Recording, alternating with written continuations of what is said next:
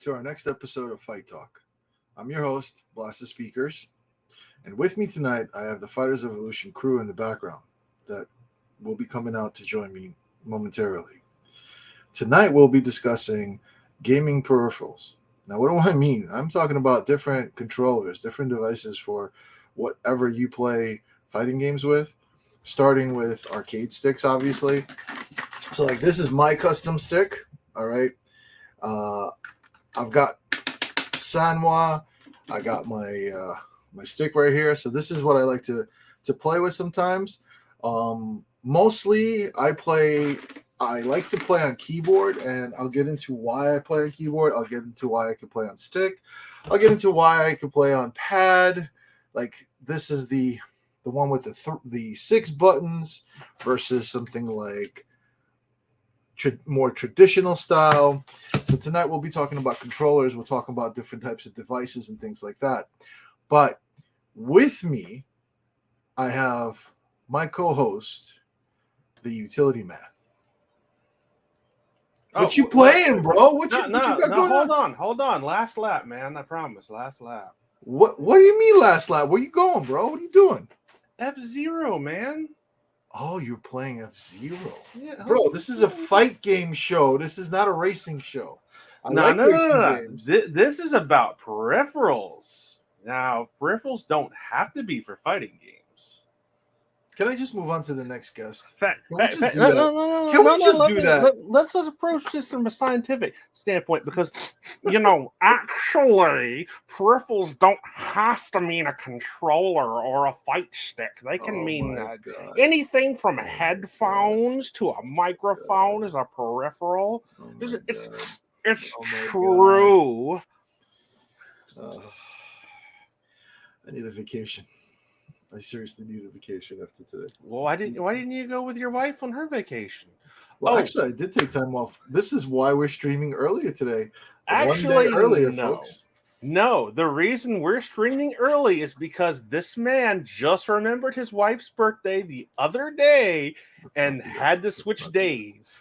That's why we're not on Thursday. Well, trust me, I know my wife's birthday, but I've been having a lot of things going on lately, so that's all I'm going to say. Anyways, you want to tell me what's going on? Okay, aside from you playing F-Zero, okay, you want to explain to me what the hell you got going on in the background over there, my man? Yeah. This week we have U-Force? U-Force, man. Is it part of the Tom's initiative? No. The anti-acid stuff? Is that what's going on? I assure you, like, if I move here so everyone can see this weird battleship-looking thing, you look like you're a part of it. No, that's. You got how many weeks? How many weeks? Slide out more, further. Slide out more. I know what you're doing, but I'll amuse you. Go, further. I'm not moving across the room. Further. No. I will go further when you do. Where do you want me to go? I got nowhere to go, man. I'm confined in this small room, in this small apartment. So to explain, the U-Force basically is a motion sensor peripheral for the old NES. Now, I see Blood Tide out there bashing the thing, but I promise you, everyone I've ever asked that had one says it works. And I've watched it work before. Essentially, as you were mentioning for the stream, you want to play Punch-Out, you throw a punch. That's what I was going to get to. I actually wanted to ask and it works. If you wanted to play Punch-Out with this, you could play Punch-Out. Like Microsoft. You definitely could. We're talking about Mike Tyson's Punch-Out, which is one of the greatest NES games, in my opinion. Indeed. I love that game. I can pick up that game and go through the whole game in one sitting and beat it. I love it. That's one. A lot of people assume, the Wii was the first thing. No, Nintendo's been doing this stuff for years. They have all sorts of weird peripherals. This is just one of them. But I do like the Nintendo Wii. Like, obviously, I didn't put a Nintendo Wii controller on the thumbnail. I couldn't cover every single type of controller, but I did like I actually beat Punch-Out on the Nintendo Wii. That was a lot of fun as well. It is a lot of fun. I do remember. I know some people out there in the chat saying they never beat Mike Tyson's Punch-Out. Bro, that stuff is all emulated. You can get that. I think you can even play Mike Tyson's Punch-Out on Fightgate, if I'm not mistaken. So definitely, get that JSON, get that Mike Tyson's Punch Out. It's a great game. It's a lot of fun. And if you need some tips or anything, hit me up. I'm happy to help out. If anybody I'm needs actually some a tips. fan of all 3 Punch-Out games, but I know a lot of people don't like the second one for some The reason. second one, the Super Nintendo one, a lot of people did not like. I don't know if it's because of the green body that was kind of like transparent, the whole quote unquote 3D version of the Little Mac, if you will. Are you talking about the wireframe thing? Yes. Are you sure you're not mixing up the arcade version? Perhaps I am. I'm thinking because of the arcade version. your character in SNES is not Little You're Mac. talking about Super Nintendo version, right? Yes. Yeah, that one was a little different. I did play the Super Nintendo version. I don't recall if I beat it though. That might be something to do for fun. It is technically a fighting game, so we are talking about Mike Tyson's Punch Out was technically a fighting game on the NES, so we can get away with that, Okay. Not F-Zero. Again, just saying. You asked me what I was playing. You brought it up. Just saying. Not F-Zero. Okay. Yeah, the I'll have you know. I have you know, because I was using Captain Falcon's vehicle, and he's now a fighting game character, according to a lot of people who think Smash Brothers is a fighting game. Not me. It counts. Okay. Now, tell me about this U-Force thing. Aside from Mike Tyson's Punch Out, what other games were you able to play on this? So essentially, for any other types of games, it has a little attachment that is like a handle, kind of like flying a plane that you can use for Top Gun type things. Yeah. And you can move it this way and that way, and it's got 2 buttons you can push that actually work, which is astounding because it's just a motion detection thing. Why would they work? I'm going to tell you, I've never, for some reason, I've never heard of the U-Force thing. I remember the Power Glove. I remember other different peripherals like the track where you could run. I had that. I had the Power Glove. The Power Glove was probably the most popular thing. That's also why I put it on the thumbnail. The Power Glove. That was like, oh man, that was the coolest thing. I mean, that was infamous for how bad it was. But it was terrible. It was really terrible. It was agree. I totally agree. But let me go ahead and bring out the rest of the crew tonight. Before I do, I'd like to give a shout out to It's Red 6, who was supposed to be with us tonight, but unfortunately he hasn't been feeling well. So we wish him well. We wish him a speedy recovery, and we hope that he feels better. Otherwise, unfortunately, Red 6 could not make it tonight. But we do have a special guest in the background, which I will introduce last. That we were able to get last minute. Yeah, you're introducing him last, so shouldn't you have waited until the next guest? Well, before anything, I wanted to throw that out there and give credibility in case the man's watching, and you never know. Doing things out of order. You know me. I'm not, dude. I go with the flow, bro. With that, speaking of flow, I like to roll things up with Rolling Doobies. What's up, my man? What's up, y'all? How y'all doing? You doing all right today? I'm doing fantastic. What about y'all? I'm good. So I see you got the MVC2 in the background. I know that's been the big thing. A lot of people have been talking about the MVC2 on being online now for the arcade 1-up. Why is it flipped? Yeah, he's got it in reverse, actually. Yeah, before the stream it was displayed right. Oh, yeah. It's crazy because like when I was putting it on, it looked the opposite. So I reversed it to match how it's looking now. And it's looking right on my screen, but now it's looking reversed on your screen. I get it. This is a play on Cable's time flip, right? That's what it is. It's time flip. Okay, that's clever. I like it. Man, people were using the Power Glove. Like I mentioned the Power Glove, and people were in the chat were talking about how they used Power Glove to play games like Jaws and other things. Man, Power Glove was awesome back then. I mean, yes, it was difficult to use. I agree. But whenever you put that thing on, you just felt so cool. Like, come on. Jaws? I remember the Power Glove, but I also remember the little robot for the Nintendo. Rob. Yes, Rob. That was it. Yes. Rob. Why is that familiar? Rob 2D? No. Is that wait? Is that where he got his No. name from? No, that's not where he got his name from, as far as I know. Oh my god! I doubt it. What if we gotta ask? We'll No. interview the Code Always Wins. Well, one day maybe, but yeah. So Doobie, you know, you got the MVC2 in the background, but in terms of gaming devices, something you want to bring up, like before I bring out the next guest and we get into the whole thing about controllers? Of course, like when I got introduced to video games, it was the NES, and you can only play that on a controller until they made arcade stick for it. I didn't even realize they made one, but when I started playing, it was the controller. But also during that time, fighting games could really only be played, like Street Fighter and all the rest, where only can play it on an arcade. So I got used to using a real man's machine. Hey, we got the real man's machine. Yeah, a real that's like blinking out of reality there, because even reality knows it's a lie. Your imagination, but yeah, reality defying.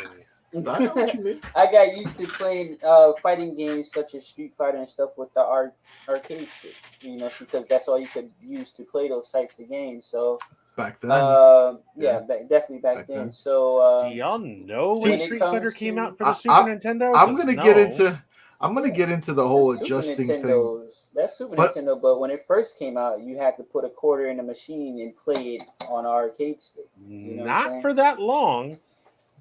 Well, anyway, like I said, like I prefer to play it on that. Now, granted, I had Championship Edition for the Sega Genesis, and I was happy to play it because did you play on a pad like this one that had the extra buttons? I didn't get that. I didn't get the 6 buttons till later. I had the 3 buttons. So when you played Championship Edition, you had to press start. You had to press the kicks. Oh, that was horrible, bro. It's not until I think later on Christmas, that's when I got the 6 buttons. So, the Super Nintendo was far more superior because of the controller. It definitely was. It really was.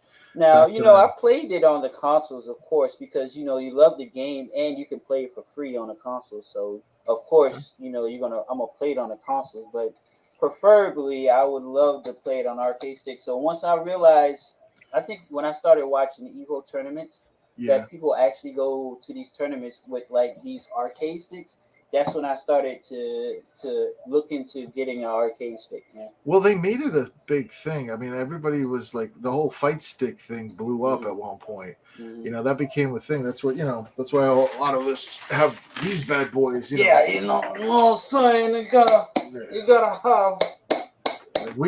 We all got one of these bad boys. Things, okay. Not the P4. I mean, utility. Don't make me use it on you. I will. No, let me tell you, these two bad boys, how often do they lose to me? Let me throw that out there. I'm a pad player. Well, how often do they lose to me? Okay, all right, gentlemen.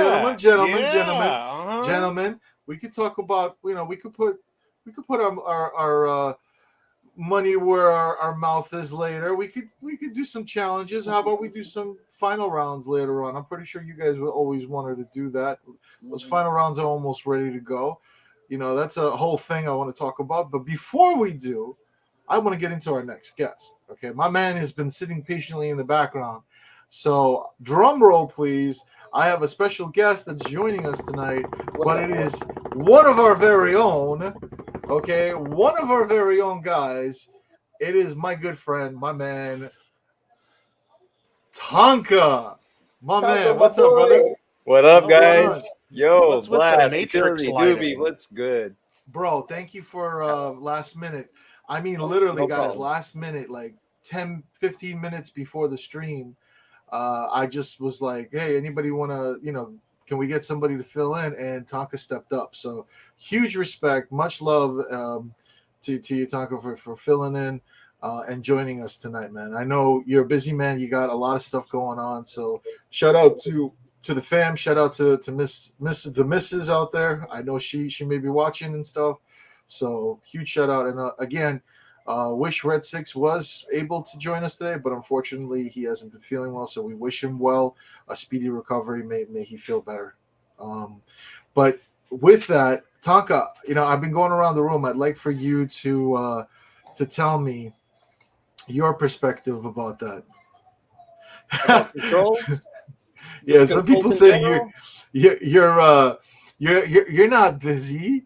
You're playing video games all the time, I prefer stick, but I've played fighting games on pad before. Okay. When I didn't have enough money to buy an actual arcade stick, for home. Okay. Back in high school, middle school, right? Man, that stuff was expensive. So yes, it was. I learned to play on pad. SNES controller or SNES, however you want to say it. PS1, PS2. Dreamcast controller. I use that a lot for MVC too. I still can't see how I used to play MVC2 on that Dreamcast controller, man. It was clunky. It was boxy. Like, it was big, man. It was difficult to actually hold, I think. I totally agree with you guys. Difficult to hold? Do you have tiny hands? No, I've got big hands. Then it should I want to choke that man sometimes.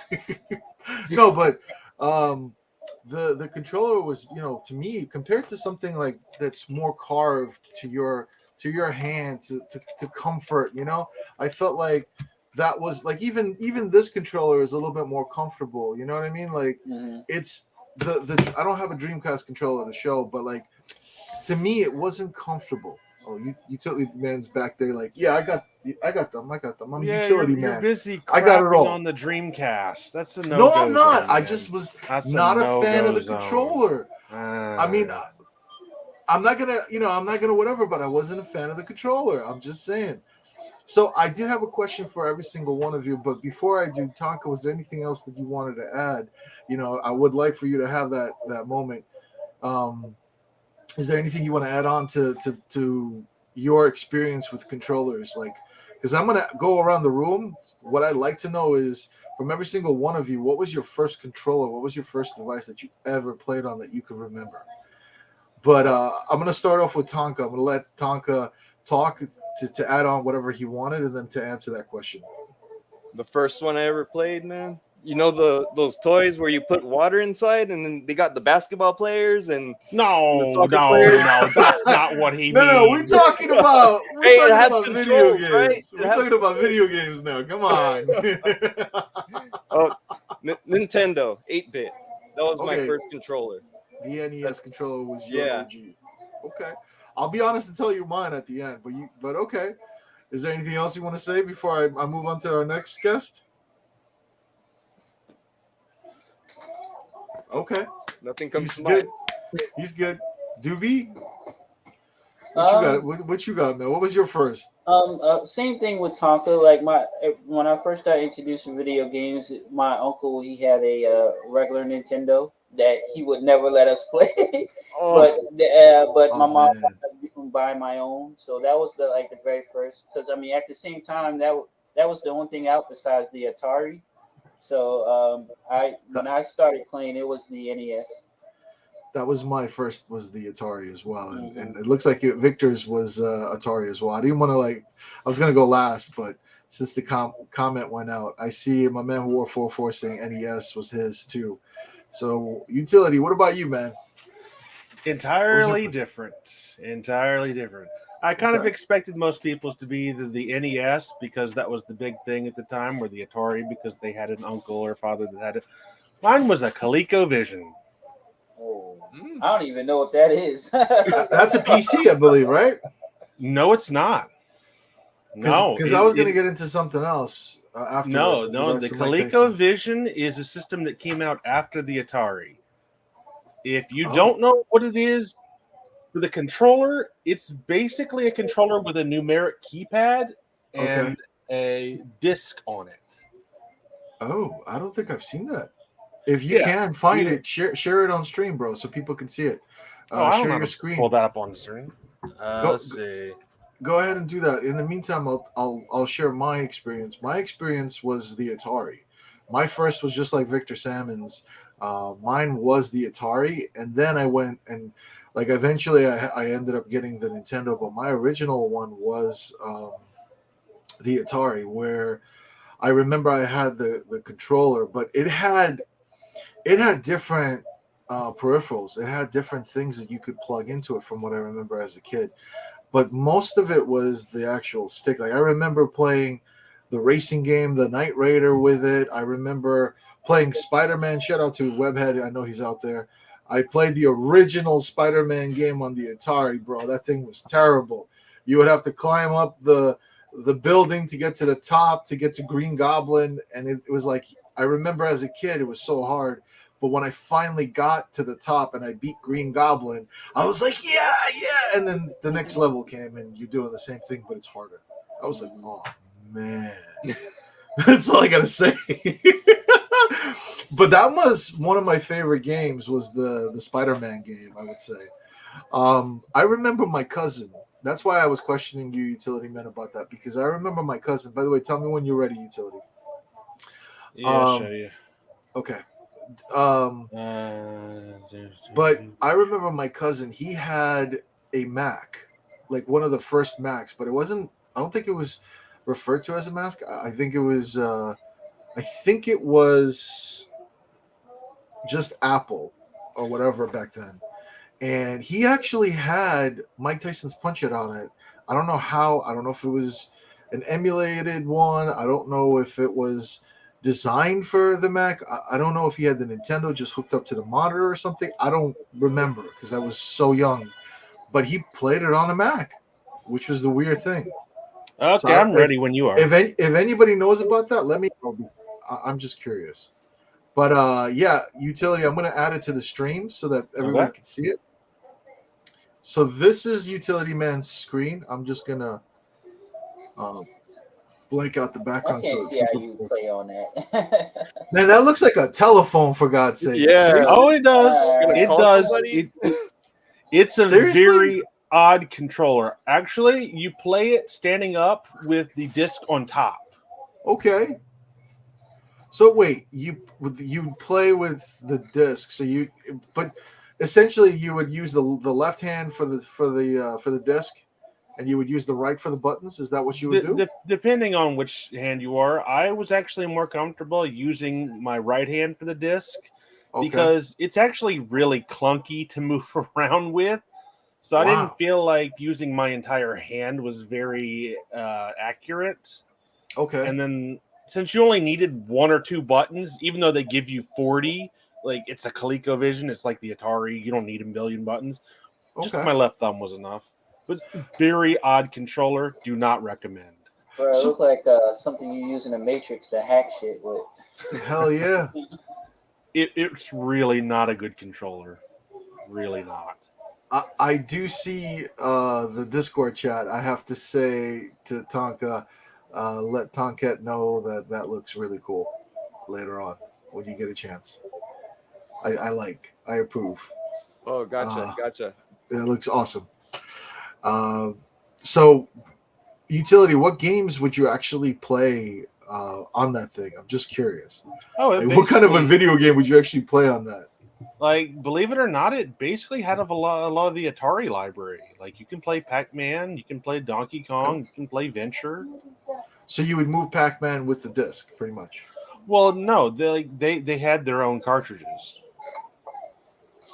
No, like when you would how you would control. You'd move. Yes. Yeah. You would use the disc to control. Now, would you be turning the disc, or how would you actually, or do you like pull it like an arcade stick? No, it rotates in a 360-degree motion. It's just really stiff. Yeah, I would imagine so. It looks like it. It's just, how would you go up and down and left and right? Like, how would you get it to do that? That would be the difficult part. Not very accurately. Yeah, I would imagine so. Like, obviously, you have certain games that you actually do have at least somewhat of a 3D perspective, and you can move in any direction, and it works fine for those. But any kind of game where you can only move up, down, left, right, do not use this controller. It's terrible for them. Okay. Only thing I can see you playing on that is Tetris. I mean, yeah, well, I wouldn't try it. Maybe to rotate the cubes, but the problem with that is maybe like how you would move the cubes. But I could see the rotation going left to right, perhaps, as it's falling down. oddly enough, certain games use the number pad to move, and your disc is just for aiming. I was thinking that too. Just like how when you look at move sets for video games, they use the number move set instead of actual arrows. Yeah. Yeah, but keep in mind, like, this isn't a controller that you hold in your hands like you would think an NES controller. It stands upright. Yeah, that thing is... That's interesting. See how many games it's very awkward. Now, why is the pound button and the star, the asterisk, like pushed in? Was that normal? Was that how it actually was? That's not pushed down. It just looks like it. Okay. Yeah, it's not any more pushed in. Like my phone. even my man Eddie says it looks like my phone. See, that's exactly what I thought too when I first saw it. It definitely does. I don't know why they went with that design. It's so poor. That's so interesting. That's now, so cool. Yeah, now there are like overlays you can get to show you what buttons do what, but even then, I don't see what the point of doing a numeric display was. Hey, and just back then, that controller right there was probably over $50, man. I still have a few of them. You do, decent really? condition too. Yeah. I could imagine that thing being on eBay like a dinosaur right now. I actually have what was the idea year? What it's worth. Was it the 80s or 70s? If I had to spitball it, I'd say 83, but I'm not 100% certain on that. Okay. It was after the Atari, before the NES. Definitely before the NES. I think that's cool. Yeah, and I only played it because my father owned one. Like, again, otherwise, I would have started with the NES. I had like what Victor Salmon said. He had the just the stick, with the button, and there was like 2 buttons on it. That's what I had. That's what I played for the Atari. The Atari controller is much better than this. I would imagine. Absolutely. So. All right, I'm gonna stop sharing your screen. Thank you. If anybody else wants to share something, that's pretty okay. Stage is anybody's at this point, but I do want to go around the room. So I'm getting the origins from everybody's controllers, and I'm getting it from the audience too. I actually do have one more thing I can show you if you let me bring it up for a sec. Sure. I'll get to the next question while you're bringing that up. I'd like to go around the room, and I'd like for you guys to talk about your journey with regards to fighting games. What was the first controller you picked up? I'm assuming a lot of you guys were probably like the NES, SNES. I know like Doobie, we're talking about SNES and Sega for like Street Fighter 2 and stuff. So I'm assuming that's probably where you guys started out with, but I'd like to deep dive into that and get to know like where you guys really found your comfort level for certain games and like what device you prefer, things like that, and why you prefer that device over. Like, for example, I'll get into why I prefer on playing certain games on a keyboard versus, let's say, a pad or one of these bad boys, so on and so forth. So I will elaborate on that tonight. Yeah, I'm ready when you are, but if you want to let them go ahead and answer first, that's fine. Before we do that, I'm going to go ahead and let you display what you were focusing, because we still are on just the topic of old school controllers, like prehistoric stuff. So I think it's really cool.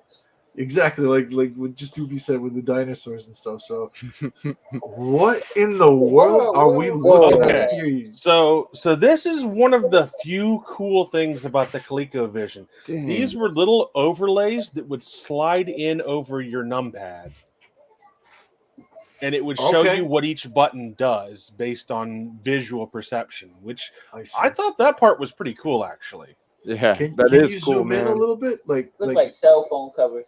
So they can kind of yeah, it's like cell phone covers, exactly. Like just different skins, if you will. But would they be applied for different games utility, or was it just like a skin? No, every game had its own little overlay because the buttons all did different things. I see. That Donkey Kong one looks cool, man. Yeah, I see the Smurfs. Someone who. Yeah, I love gaming art, and like when you have the full page manual, the box art. I love that kind of stuff, so I always liked this. You want to scroll down slowly so other people could check them out. Man, that's pretty cool stuff, though. Hmm? I bet this stuff is worth some cash on eBay probably nowadays. See, Prehistoric. I've never really looked this stuff up because I never had any intention of selling it, I guess. Bloodtide said that Smurfs game was cool on Coleco. Bloodtide probably he's a little older than me, so he may have more memories playing these games. For me, it was the Atari. It looks like Utility Man for you was the Coleco. You said, right? ColecoVision, yep, my first game Yeah. system. Man, Now, I did get an NES when I was 2, but I played this first. that's cool. That's really cool. I'm curious to know like what these cards refer to, particularly for certain games. Like a lot of them are pretty obvious, like the James Bond one. You know, we can see there's a running one, but like, what the hell was the one with the United States drawn on it? Like, for example, like like what kind of game was that? Like some trivia about the United States, like going around all the states, because it has like a B C D. Scroll Which up. one in particular? Scroll Okay. Scroll up. Right, This almost here? there. The second one from the right. Oh, go down a little. This one There here? you go. That, yeah. Like, what game was that? Do Uh, you know?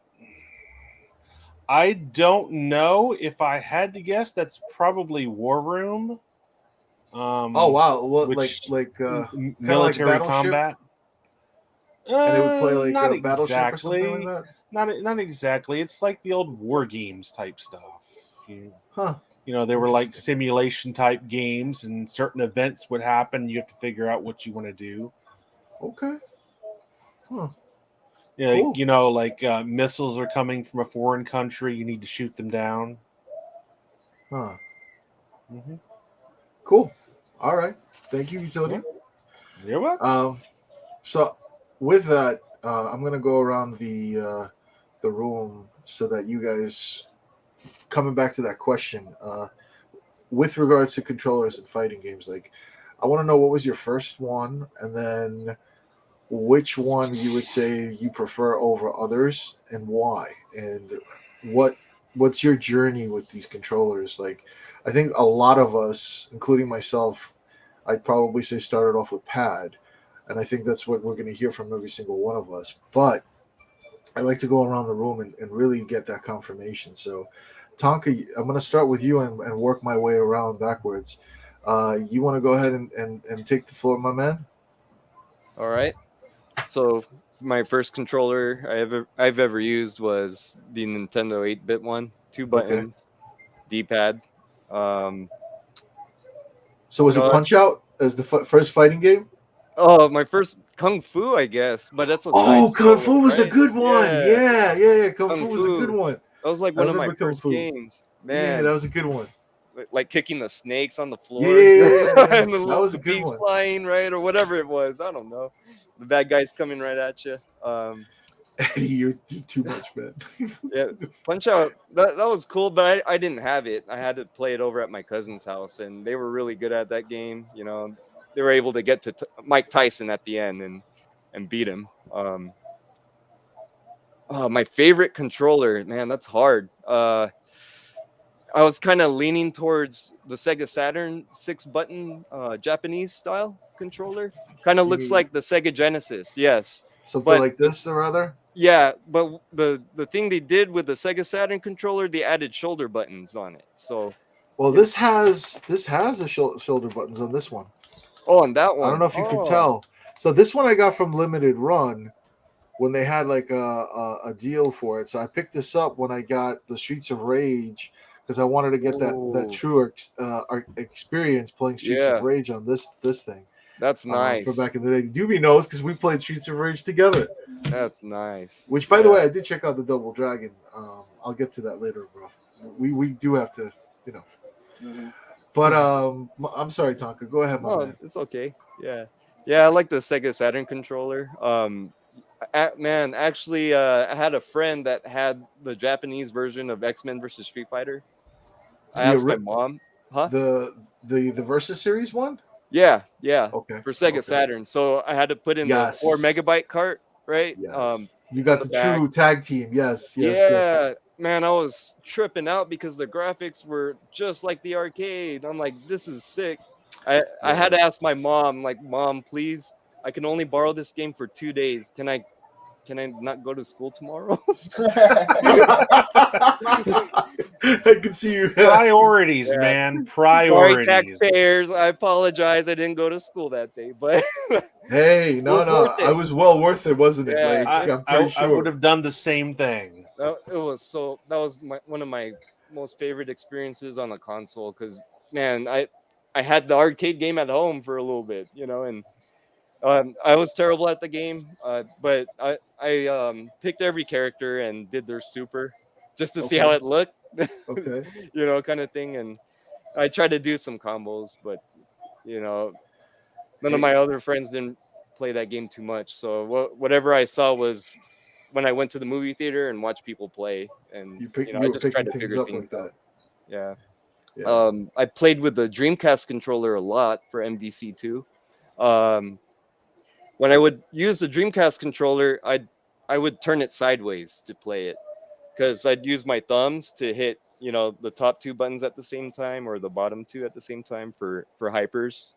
And the triggers were, those were terrible for the assist. Yeah, Dreamcast, but I got used to them. Yeah, Dreamcast. He had the Japanese one. Okay, the Japanese one. He had the Japanese one. Okay.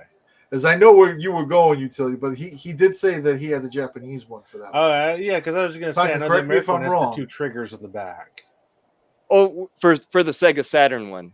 Sega Saturn one. Okay, I thought you were talking about the Dreamcast controller. Now I am. I think I'm pretty sure I mentioned that. I use the Dreamcast controller, the most because I was playing MVC2 a lot with friends and doing training mode and all that. But just practicing regular combos. I couldn't do any infinites on that controller. None of that. Well, a lot of us, I think, at that stage, we were still learning things, so we didn't know infinites. At least I didn't at that time. I knew air combos and then knew things like that and whatnot at that time, though. But I hear you and feel you on that, bro. Yeah. So, so that was your first. But what is your comfort level and what is your preference? I'm guessing it's stick, but I'm gonna let you answer on that. It is. It's fight stick now. And reason is because I think it's easier on my hands. When I use controller to play a fighting game, it gets too intense sometimes, right? And my fingers cramp up. So, I think using a fight stick helps my hands because, my left hand is just like this, and I have, my right hand fingers just laid out. So I have a question, and I want to ask everybody on this. I hope I have an answer for you, Blazt. When you guys played on pad, was it just me, or did you actually get your thumb started to bother you? Like when you would, because you would do the Hadouken, Shoryuken motions and things like that. Like after playing so many hours, would you actually feel like some form of arthritis or something? Yes. Or is it just me? Yeah. I'd get pain. You did, right? Yeah. Oh, yeah. Bro, my hand talking about cramping up. That's why I was bringing it up. Yeah, my hand would lock up sometimes. I'm like, Yeah. It was just stay like that. I'm like, what the heck? That happened to me too. Yeah. With me, it was more I use this thumb for the directional pad. So when I'm doing the Hadoukens, this part of my thumb would hurt a lot because I would be trying to do it. But once I got familiar with doing it, it didn't bother me. Like Bloodside said, he had calluses on his thumb. That's what's up. So I think all of us did too. Utility, what about you, man? Calluses? Not for fighting games, no. The only games I ever got calluses on were games where you had to rock the D-pad back and forth with both hands. Well, you are the anti-acid, so I guess, I can see that. No burn. I get it. I get it. After an 8-hour session, sure, you have some pain from playing. But Tonka, I'm sorry. I kind of derailed you there. My No, it's all apologies. good. Yeah, no, Blast is like, I'm going to go around and ask everybody that question during Tonka's turn. Well, It's you know okay, what? no worries. I'm gonna let you finish, but I want to. But you're keep not going to talking let about. Tonka finish. I got you. No, no, no. I want to talk about certain things. It's about all kinds of 3 different things. I would keep going on and on and on. But Tonka, please, you go ahead, my man. Okay, so like, I'll join the club. Here's There you my go. baby. Okay, So- so question Come for on, you. Tums, you need one now. Let's So go. you like this style more when it kind of curls. You get I believe it's called the Korean. Is that what it is when you get or do you prefer the traditional, like the way the arcade 1-up comes out with the three buttons here and they're like lined up like the old school way in the Oh. arcade? I think So you're talking can about you get the into American that? style or the Japanese layout. Yeah, Thank you. The American or Japanese style. Right. See, thank you. Go ahead, Tonka. Like, can you to be explain honest, Japanese style, I like that. I think that became a and- norm, but go ahead. Yeah, American style, like, I'll just use it, so if I go to someone's house, like, I'll just be used to whatever they already have, kind of thing, Okay. to make things easier, like if I don't bring my own fight stick or whatever. But preferably I like the Japanese layout. Okay. So you would prefer the Japanese layout. So like the Mhm. arcade 1-up, did you put Japanese layout on your buttons? No, it's the layout stock, but I changed the buttons. Yeah, so it's American style. So you kept it an American style. So Yeah. you kept it. Now for buttons, I think you told me you use something unique. It's not Sanwa and it's not Hap. Well, you want to talk about that? Oh, yeah. So the company name Chanba. I believe that's how Yes. you pronounce it. I remember you saying that. Go ahead. Go Yeah. ahead. So this is a Chamba fight stick. And I changed out the Sanwa stick with a Chamba uh, joystick. It's a silent one and uses mechanical switches. Cherry. Okay. There's 2 versions you can get. And the buttons that you're mentioning are these ones right here. This is what I moved on to. Chanba KS. And I love the feel. They're very sensitive. They're quiet too. So at night when I'm playing, The wife doesn't. I don't bother anybody. So The that wife doesn't know. yeah, exactly. I don't wake up the kids. Yep. So let me ask you a question. What happens when she turns over in bed and you're not there? Does she come looking for you? He's asking from experience, by the way. I just want to know. You can imagine wifey turns over. She's Yeah. like, sweetie, oh, and then he's not there. And then she's like, that bastard, he's playing video games again. Can you imagine that? If she needs my help, then she will appear. I'm sure. I'm sure. Yeah. I'm She sure. will appear. Mhm. Yeah. She will She'll show up. appear. Wait. Yeah. Did I Yeah. see something? I saw something cool in the background. You want to? She wants to show it off. She can. Oh, yeah. Go ahead. Go ahead. Yeah, Go real ahead. quick. Yeah. Real quick. We'll sidetrack just for a minute. Hey, Miss Tonka. Sidetrack real quick. Welcome. Mrs. Tonka's with us. I'm working with the Cricket and making some nice swag for FightersEvo. There you go. She's making official swag for us, guys. We're gonna be wearing the official gear soon. So I'm looking forward to it. Thank you, Tonka. Mm-hmm. So, Tonka. So as far as that, like, you would say that would be the choice, right? But what made you go with that? Like, you went from pad to arcade stick. Was it more when you got the arcade 1-up, or something before then you were actually playing on arcade sticks already? I always wanted to learn stick eventually. Okay. That, and saving my hands because they were cramping up, playing with the controller or pad, right? Okay. Yeah, I always wanted to learn it, and I'm kind of like I try to be a traditional guy kind of thing, so yeah, I'd rather play on a fight stick now. I like Okay. it a lot. Yeah, and So I you feel got- like the moves are just easier to do on it. You got comfortable with that. Yeah, I really did. I really did. So would you say you spent more time playing on that, and that is why you're comfortable with it? Yes. All right. I feel you on that. I'd like to get into that later on as well, why we choose these things. But your choice is because it's something that you always wanted to do. It's something that you saw others playing on the arcade sticks, and therefore you wanted to learn that way, and you wanted to make it your main way of playing, if I understood that correctly. Yeah. Okay. I just wanted to clarify. Okay. Thank you, brother. Mm-hmm. Doobie, you wanna Tonka, if there's something else you want to say, go ahead, my man. I'm sorry. No, I'm good. Okay. Doobie, you wanna go ahead and take the floor, my man? Okay. Like just like Tonka, when I first started playing video games, it was the NES, and my first fighting game on that was the first Double Dragon, and because my cousin had the game, bro, and that theme song was sick. Exactly. And when my mom bought me my NES, I had the game as well, but the copy of the game I had was like bad; it wouldn't play. So she wound up taking it back and getting me Double Dragon 2. Okay. So I really loved that game. So that was like my first fighting game. And of course, when it comes to like Street Fighter stuff like that, my first experience was on an arcade machine.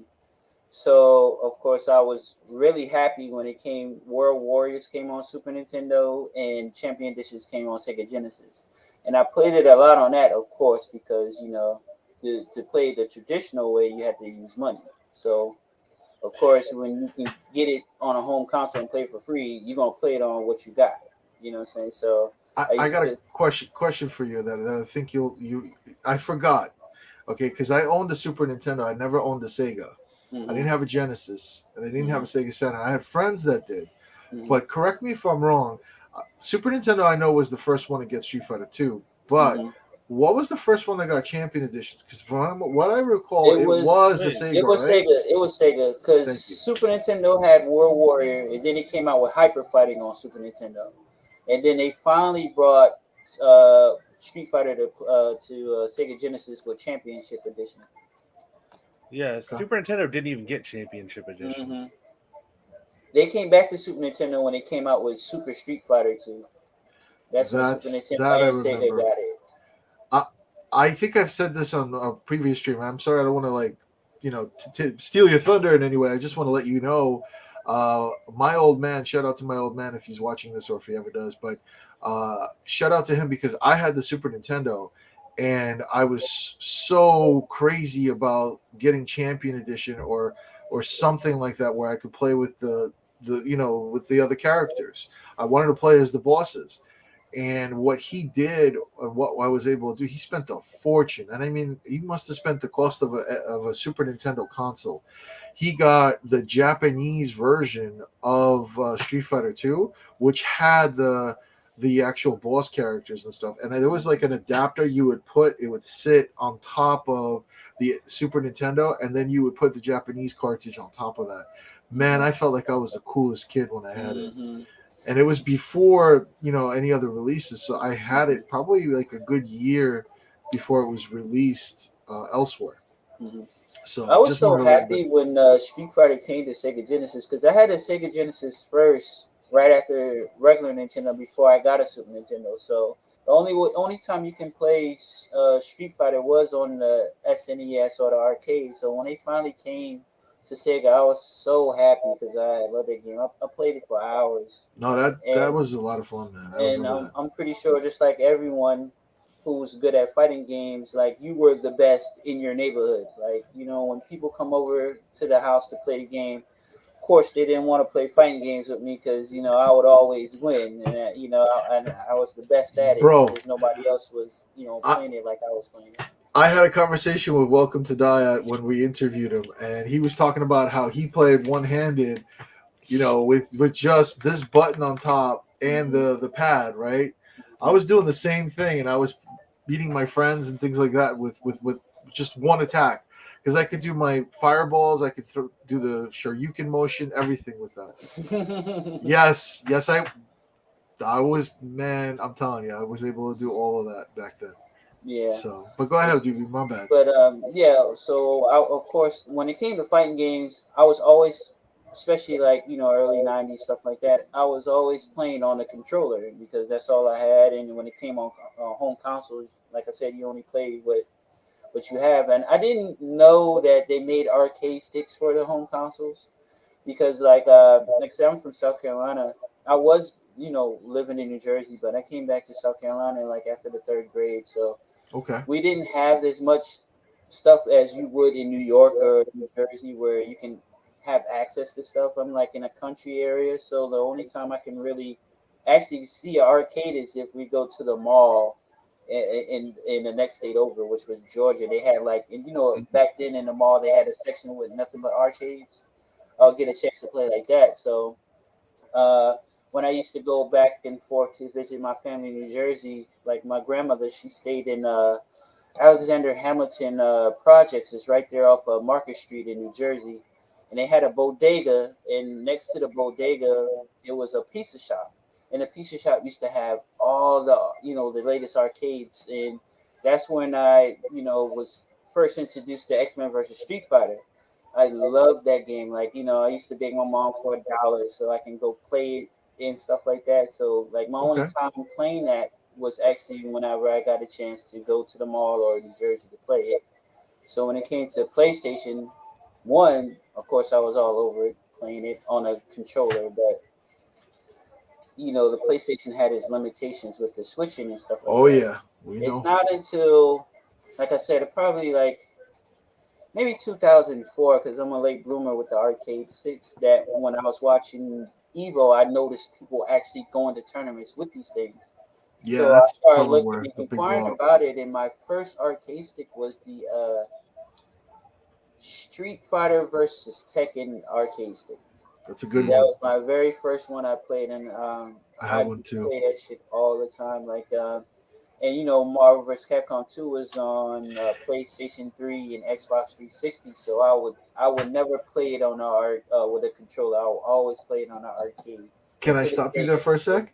uh-huh. Because I want to talk about that Street Fighter Cross Tekken one because there was two flavors of that from what Oh I yeah. remember. I had the one that was like a bigger box, the hmm bulkier one, which was like I think the OG. They had a slider slimmer one. hmm So which one did you have? I guess it was the slimmer one. It was the Mad Catz fight stick one where they had Guile, Okay, the one Chun with the Li. different characters. Yeah, Yeah, yeah, yeah. I had I, that one. I had the one with Ryu and I think it was it Jin or was it Kaiser? I don't remember hmm who it was. I think it was. Man, it's such a long time ago. I got that thing back then, and I loved it. I was playing on that for a while. What I loved about Street Fighter Cross Tekken was the tag team. The fact hmm that you could go online and pair up with your buddy, and you could play you and your friend against two other people. That hmm was probably the coolest thing Yeah. about that. But my man, go ahead. My Uh, apologies. so I would play that game faithfully on the arcade stick because and and another reason why I prefer when it just comes to fighting games, I prefer the arcade stick because to me it's more authentic to how we played in the beginning. You know what I'm Hmm. saying? Like these games were meant to be played on this kind of layout. Like what Tonka was saying, I played Marvel vs. Capcom 2 on the Dreamcast. I had it, and I was playing on a controller, and like I can't see myself doing a Magneto ROM with that controller, like I could pull off with the arcade stick. So there's advantages and disadvantages depending on the character you play and the game you play when it comes to arcade sticks and controllers. So, like, I couldn't do that Magneto stuff that I'm doing now on a controller. I can only do it on an arcade stick. And being that I was introduced to those retro games with these arcade sticks, that's what I prefer. Now I can play it on a pad, but my personal preference would be an arcade stick. I think I told you this before. Like Marvel vs. Capcom 3, of course, it came out on console, so I never played it on arcade stick first, even though you can. So when I first played the game, I rather play it on a controller. You know, what I'm saying versus a arcade stick. I think if I tried to play it on arcade stick, I would have a hard time versus playing it on a controller or whatever. But all the retro games where you had to put a quarter in, I want to use this. You know what I'm saying? Man, some people out there saying they want to do a Magneto Infinite. I know that's something that you're cooking up in the background, my man. You want to. I don't want to like reveal too many details of the stuff that FE's working on in the background, but I know that's coming, and I don't know if you want to share a little hint or tease about that. Well, anybody, this goes out to the people in the beginning. I mean, everybody that started, in the beginning of the Discord era, community era, when Footy started doing this thing. And shout out to Footy. You can watch old footage. I struggled a whole lot trying to do the Magneto ROM. Like if anybody watched my my gameplay from beginning of when this whole thing started to now, you can see the progression and what I did with Magneto. Like none of this stuff I'm doing now, I could never do that. And I say this to all the new people that's in the Discord that's starting out with the arcades and stuff like that and getting frustrated. Don't get frustrated, because I will say this, like I mentioned before, when I played X-Men vs. Street Fighter, it was on a controller, and I beat everybody in my neighborhood because nobody was playing it like me.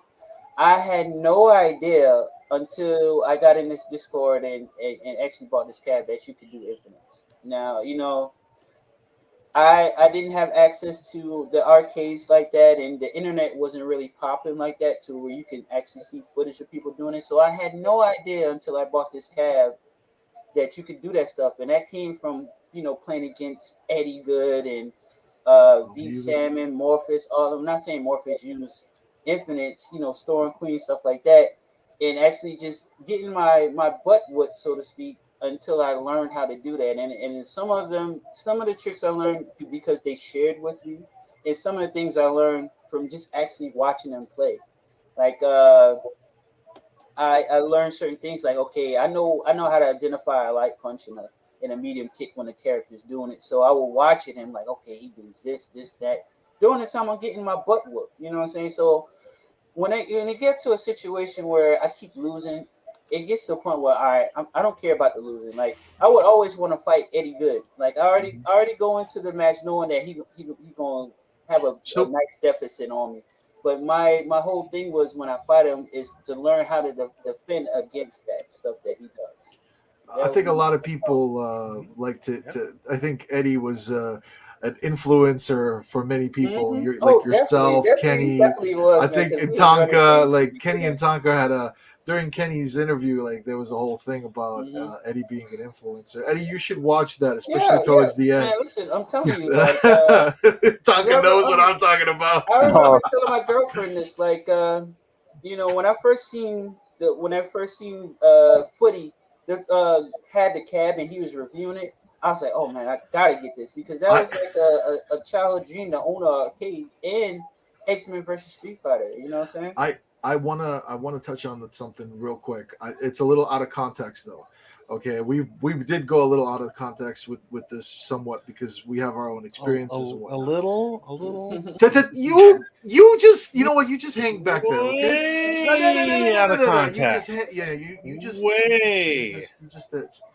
stay back. No need. Speaking of Footy and other players, I've been talking about the whole thing with tutorials. Like, I'm telling you guys right now that is going to be one of the biggest things that we will be doing with FE. Like, yes, Doobie, you've got some ideas. Tonka has got some ideas. Kenny's got some ideas. A lot of us have. I also am planning on doing some individual videos so that people can just look at them and they'll be able to take. I started doing demonstrations, but I'm going to take that further as well. So I just want to throw that out so that people know that we will be a source for these things. Doobie's going to have some discussions, things like that too. But I don't want to like go too much and give whatever. I just want to tease a little bit to let people know where we're headed with that. Now, Doobie, so would you say like the arcade 1-up was more kind of what fine-tuned you really and what made you focus on that controller is really what you would say, you would agree on, right? Well, it definitely fine-tuned my gameplay because, like I said, when this game came out, it was like late 90s. So it didn't have the internet, and being that I was living in South Carolina where it's more country like, not city like, I didn't have access to actually go to an arcade and watch people play to see, oh dang, you can do stuff like that, you know. I was just playing X-Men versus Street Fighter like you would play Street Fighter 2. So I had no idea until I got in this community and realized, damn, everybody in X-Men versus Street Fighter got an infinite. You know what I'm saying? So I learned a lot from the community, and to for Khan, man, it's like I got good, and shout out to Kenny for this, man. Like, he was the person that really actually helped me with the Magneto ROM. Like, he actually, by him just showing me something, this little thing, like hand placements and stuff like that, it helped me so much, and I love that, because it's just like certain people, they won't teach you in a sense because they want to have that one up against you or whatever. But I'm really grateful for him to actually take the time to show me that, because that was the deciding factor in me improving in my Magneto, because I tried so much to do that stuff and I couldn't get it. But you're not just good. You're not just good at X-Men versus Street Fighter. You're also doing good with MVC and other games. Mm-hmm. Like, I remember when you started MVC and you wanted to learn certain things. Mm-hmm. Like, I showed you a couple things and you picked it up right off the bat. Yeah, so you also have that ability to actually pick things up pretty quick. So I have to give you kudos and respect on that. Now I want to keep it like what Utility Man was saying with regards out of context. I want to come back to the controller. So let me ask you a question. Would you say for you? Oh, you stop it, Utility. Nobody wants to. Utility. I'm gonna put you in your corner. You stop that arcade stick that he doesn't even use. He's gonna show that off again. Would you say doesn't like even the use Japanese it style more or the American style? I would say the Japanese style, because my first arcade stick was not the X-Men, but the Street Fighter Cross Tekken, and it was a Japanese layout. Okay. And like when I place my hand on the buttons, it's like it's aligned perfectly with it. I had a hard time in the beginning when I first bought the arcade one up because of the American hand style. I had to place my hands in a certain way to do certain things. It's not until Tonka and Kenny told me about the guy in SD that makes the arcade sticks, and you can change the button layouts, that I actually changed it to the Japanese style to where it's more comfortable with my hand, because like when I place it, like my hand kind of curves in that way. So I prefer the Japanese one instead of trying to use the American one. Okay. So I was just highlighting some comments. Mm-hmm. Yeah, see, Marvel, I'm telling you, man, I'm sometimes questioning all kinds of things on this. If I didn't like this guy, I wouldn't be here. We have you know what? I'm not gonna even we'll leave it at that. But, how about not interrupting Doobie? Measuring Cons, I can show you hand placements, like how you supposed to do it, and you could just practice it from there to get that wrong, man. Because it's really about hand placement. We wanna keep it on the controllers and stuff for today, but I'd like for you to be able to revisit this, and I'd like for you to be able to show this and share these things, because I feel like it helps people in general. And that's something that we should be doing, rather than like what you were saying, withholding information, so that, oh, I don't want to share this information because then I'm not as good, so on and so forth. You know, I think by actually sharing the information and whatnot, it actually increases more people to get involved, because there's a lot of people that did buy the cab, for example, or a lot of people that want to play these games, even on Fightcade, that just don't feel comfortable because they don't want to be bodied. You know, they want to be able to play and actually enjoy themselves, and not just, but that's a whole conversation in itself. So, Doobie, is there anything you want to add on into closing with regards to the actual controller and all that? Because from what I gathered, it's really your experience was the whole arcade one-up. That's what brought you in, and you became comfortable with that controller at that point. You want to talk about the whole MVC3 one, because you said you play that on pad. Is there a reason why you would not play on the arcade stick with regards to that game? I think, like I said, I guess it came down to what I first played on. You know what I'm saying? And then the button layout for MVC3 was totally different from 2 and 1. So it felt better, and it came down to the characters I was playing with. It felt better when I'm using Virgil to have L1 as like low punch, so I can hold that to charge his what's that move he got with his round time, I guess, when he throws the Sparta sword or whatever. And it felt better to actually do air. What's that? Because you go air dashes with the R1 button instead of trying to do it with the pressing two buttons on a pad thing. So I would set my buttons in a way that was more comfortable with the characters I was playing with. So and like I said, I started playing it on the controller. So I guess it depends on what you started off with first. So okay. So all right. No, because I know, like, for you, you'd said that, so you wouldn't really play that game on arcade stick because you've really grown accustomed to playing it on that, and that's your preference. Like, you would rather play that game on the pad, pretty much. Yeah, I played Marvel vs. Capcom 3 too much. I put too many hours on the pad to try to transition into the arcade stick to play that game. But moving forward, a new game comes out, you're gonna try and find a way to. Yeah, my first attempt would be the arcade stick. Okay, because you vested that time into the arcade stick. Just like Tonka, he decided to vest his time into the arcade stick. That might not have been your origins for both of you guys. You both really started out as pad players, but your origins were pads, but you really kind of got into the whole thing with the arcade sticks. You saw others you playing it. You saw majority of the choices were about that. Therefore, you decided that was the route to take. I got you. Yeah, and then like I said, back then when the NES was out, you can't play Street Fighter 2 unless you're using the arcade machine. You know what I'm saying? Yeah. So you had to play it on that. So. Well, back in the OG, yeah, like you were playing it on arcade. Yeah, absolutely. All right, I like to get to the guy that's kind of been back there hanging out. So, Mr. U-Force over there, Antacid, do you want to talk about your experience, sir? First, I'd like to comment on Doobie's progress because, he mentioned improving a lot. I, too, have seen improvement in him. Remember the old X-Men Street Fighter? No. Yeah, Tums would know because we played a lot.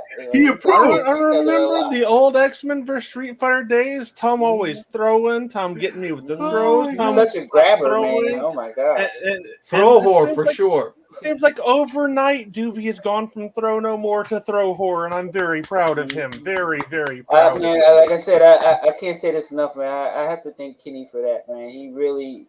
What he did for me really helped me a lot, bro. And I can't thank him enough for that, man. That's something I always wanted to get down was the Magneto, and he helped me out so much, man. Shout out to Ken 240SX. Okay. All right, go ahead, Utility. Go ahead. I'm trying to think. This was like 45 minutes ago. You want to know first controller, which I think I already covered. Favorite controller. Even though it won't be a controller for fighting games. First fighting game, which I'm pretty sure I've said that. What was that second question again? What's your preference and why? Well, I like Who women. Is your daddy and what does he do? I like women. If you don't, that's totally your choice. But my preference is women. Thank you, Eddie. Thank you. Now, I believe we were talking about controllers, though. What's that have to do with it? Yeah, dude, you wanna go ahead and focus on the subject? Okay, fine. Favorite game controller? GameCube controller. Absolutely would not use it for fighting game. No problem, Kenny. You already know. Sorry, the ergodynamics of it just perfectly fits the hand. Okay, so if you could play on a GameCube controller on every single game, you would do that? Yes, however, I wouldn't be very good at fighting games that way. Elaborate, please. Well, have you seen the button layout of the thing? It's not meant for fighting games. I know. That's why I'm saying this to you. So okay, so it would not be your choice for a weapon for fighting games. What would be your preference Now, as far as weapons go, the controller's pretty dense. You could probably knock somebody out with that thing. Mm-hmm. Like, the thing is practically a brick if you hold it. Now, are we talking fighting games or? Can I just skip? Okay. Can I just skip him, guys? Can I just skip him? Okay. Can we just skip him? Skip the troll, please. Okay, so fighting games. First fighting game, because everybody else gave beat 'em ups, which is not really a fighting game, but fine, I'll go with the theme. First beat 'em up was River City Ransom on the NES. Okay, I can see So I guess I'm the oddball here, but that's fine. I revel in it. No, you're good. You're good. We had Kung Fu. We had Punch Out. We talked about that. So yours was River City. I believe we also had Double Dragon.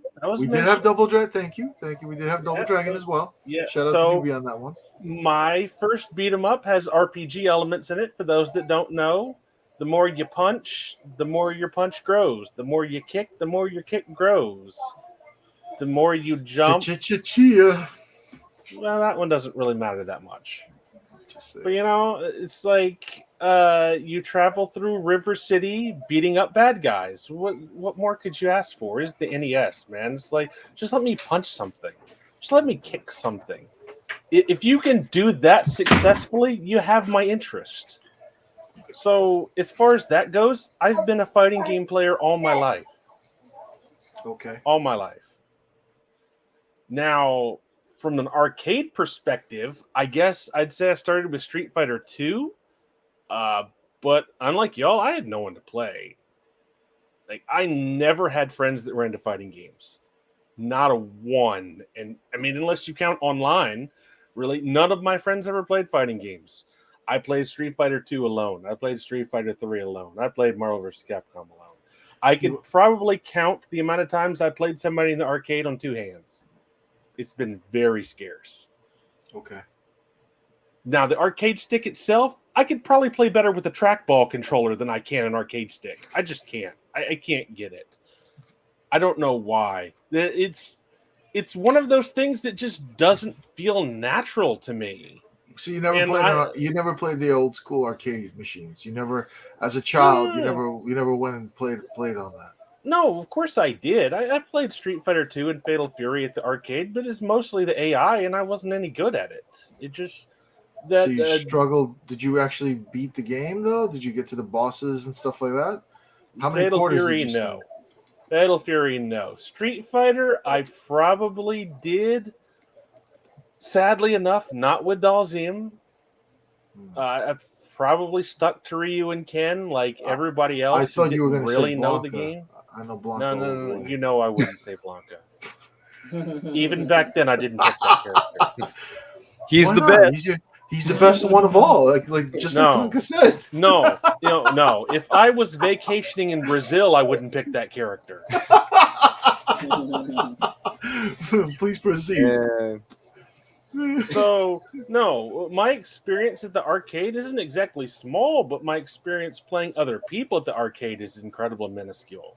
Okay. I just never had them. Like, it was mostly just me playing the computer. So I never had any motivation to really get good at the game until, early 2000s when I met you, and that was playing online with a gamepad. So I've stuck with that all my life. So that was more your preference as well.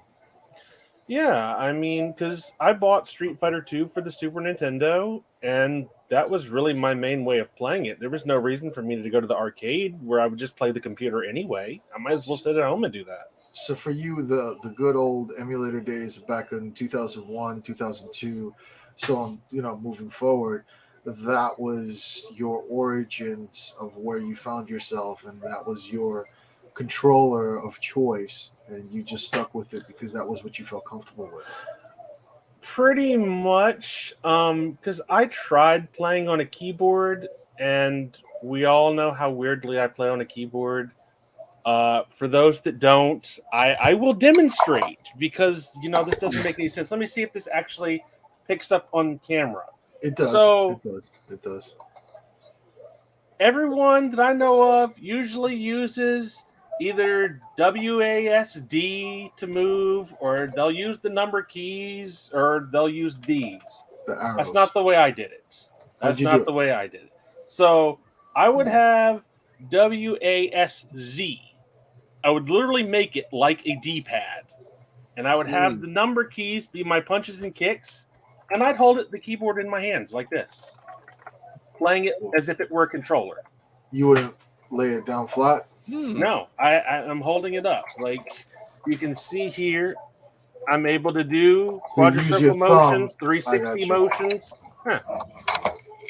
So even when I used a keyboard, I still played it like a gamepad. When you played on the keyboard, were you able to get out like the traditional fireball motions, the SRKs, dragon punches, all that stuff as well?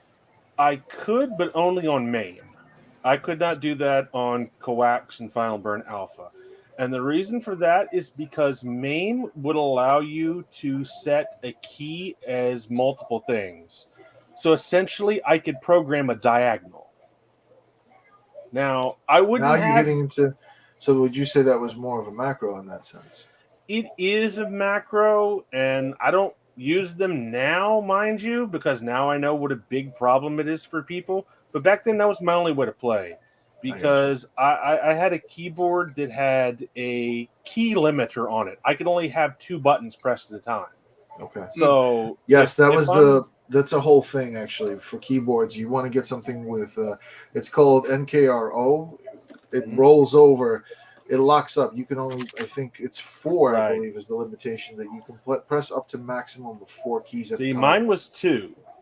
The keyboard I had at the time was 2. So if I was holding down and back, I couldn't attack. The one I had was 4 at one point. That's why I'm mentioning 4. Okay. So I literally programmed diagonals on my keyboard. Now, I didn't do things like making combo buttons or anything. I wouldn't have even known how to. But I had an up, left, right, down left key so that I could actually do stuff while guarding or jumping forward. Okay. So you tried that method, but then you went back to the pad pretty much. Now, with regards to the... Go ahead. What were you going to say? I was going to say, I only used the keyboard until I could find a good pad, because I'm pretty... picky when it comes to fighting game controllers. I know you are. That's what I was going to get to. Is there a particular pad? Is there? You want to go ahead and explain why a certain pad over another, so on and so forth? So the 2 things that I always look for when it has to have a 6-button face pad. Like I cannot do the top 2 buttons for punching and kicking. I know I did that back in the Super Nintendo days. I know I've done that for like PlayStation, but it just doesn't feel right to me doing like that. So I need 6 buttons in the front so I can run my thumb across. Second thing I absolutely have to have, I need a defined D-pad. Not one of those discs, not one with 4 bumps on it. It has to have the cross on it. Okay. You like the cross? Well, yeah, because when you have the cross on it, you can clearly tell when you're pressing 2 directions, as opposed to having a disc where you can't always tell. I don't like the disc either. I agree with you on that. Yeah. Which is ironic considering I started with a disc, right? True, you did actually. Yeah. We can rewind that. It's an awful disc. But the interesting thing is, like, I'm okay with disc myself personally, as long as the directionals are popping out. Like something like this, for example. Like you could see it is a directional, like it has all that, but you see how the arrows pop out. So like, I'm not talking about a Sega controller. No, I'm not. I meant in general with regards to the same, with the actual, the control itself, the movement. You know what I mean? The Sega controller I can play. The 360 controller I can play. What I'm talking about is ones that have those silver circular discs, and then they have a hump for the 4 directions. If you want to show that? Yeah, you want to show that? Really? Okay. That's interesting. Right. I mean, for those that don't know, I myself, I'm like, what are you talking about exactly? Is what I'd like to know. Now, I will get into myself afterwards, but while you're looking that up, for those of you that are, and then this is everybody, including the chat, what is everybody's take with regards to a hitbox? That's what I'd like to know, because a hitbox, there's a lot of perspective on that. Some people feel, different about it. Now, has anyone tried a hitbox? Because I don't know if Sosa's still around. I had conversations with Sosa about hitboxes, and he's comfortable with a hitbox at one point, he was telling me. So I'm just curious to see what everybody feels with regards to like hitboxes. I see some people out there in the chat saying cheating. It's a common thing for hitboxes. It really is a common thing that I hear. Yo, and there's a nickname for it too, cheat box, right? Some people call that cheat box, man. So let me. You want to elaborate? Wait. You want to elaborate why it's referred to as a cheat box, Tonka? I don't know. That's what I read. Hold on to that question. That's what I read online, man. People just throw stuff. Oh, so you just like with going with the flow. It's like, all right, I'm with the guy. I heard it was cheating. It must be cheating. Hackers. Hey, not gonna lie, I'm willing to try a hitbox though. Just to see how it is. I tried one. I'll tell you, it was awkward. I'll tell you right now, it was awkward. Now, when you say hitbox, we're talking about the arcade. It's in the arcade box, but the directional pad is buttons, right?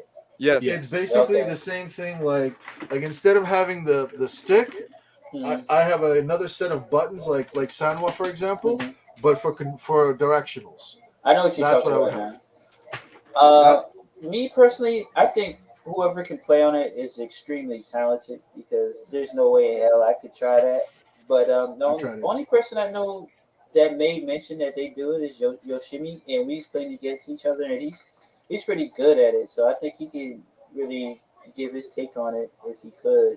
But I could never try it, So people, the thing is that everybody says cheat and all that. Now I can understand if, let's say, that button performed a certain set of actions, like a macro. That I feel is a cheat. That I feel is whatever. But if these buttons are just directional, going up, down, left, right, I don't see the actual harm in it. However, there are certain things, and I'll get to that later on a little bit, where I can see where people think that could be an advantage, if you will. Like, for example, with a stick, like I don't want to, because I know Utility is probably ready. With a stick, to do an actual fireball motion, you do that. Whereas with buttons, it's just like tap, and then another hand would tap the punch button or whatever. So it is a little faster with regards to certain things like that, which is also why I prefer like the keyboard over things. But I'm gonna get into that later on. Utility, you want to go ahead and share your screen with regards to what you were talking about with that pad? Yeah, I'll go ahead and share it now. I'm sure people have seen this before. At least I would think so. But this type of thing in particular, I cannot play this. Okay, I got it. You got it? You want me to add it to the stream, or? Yes. Okay. Go ahead. So, oh my God, that's a lot. See, that's PlayStation 2 controller. Bro, it's a PC controller, actually. I mean, it looks like a PlayStation 2 controller. That thing looks painful, man. These are terrible. What the heck? He said it for me. That thing looks painful. Man. Yeah, what is that thing in the center? Why has it got like a hunchback to it? Like, what the hell is that about? Is there any use for that? Idea. Like, I've only seen these controllers at like Best Buy and stuff where they'll have the displays, and I just pick the thing up and try it, and no, like 2 seconds. This is not for me. Why would you want to do that to yourself? Yeah, that's terrible looking. I'm going to say that right now. That's you'd terrible be looking. surprised how common D-pads like this are. There's all kinds of terrible D-pads. So I have to be picky when I look for one.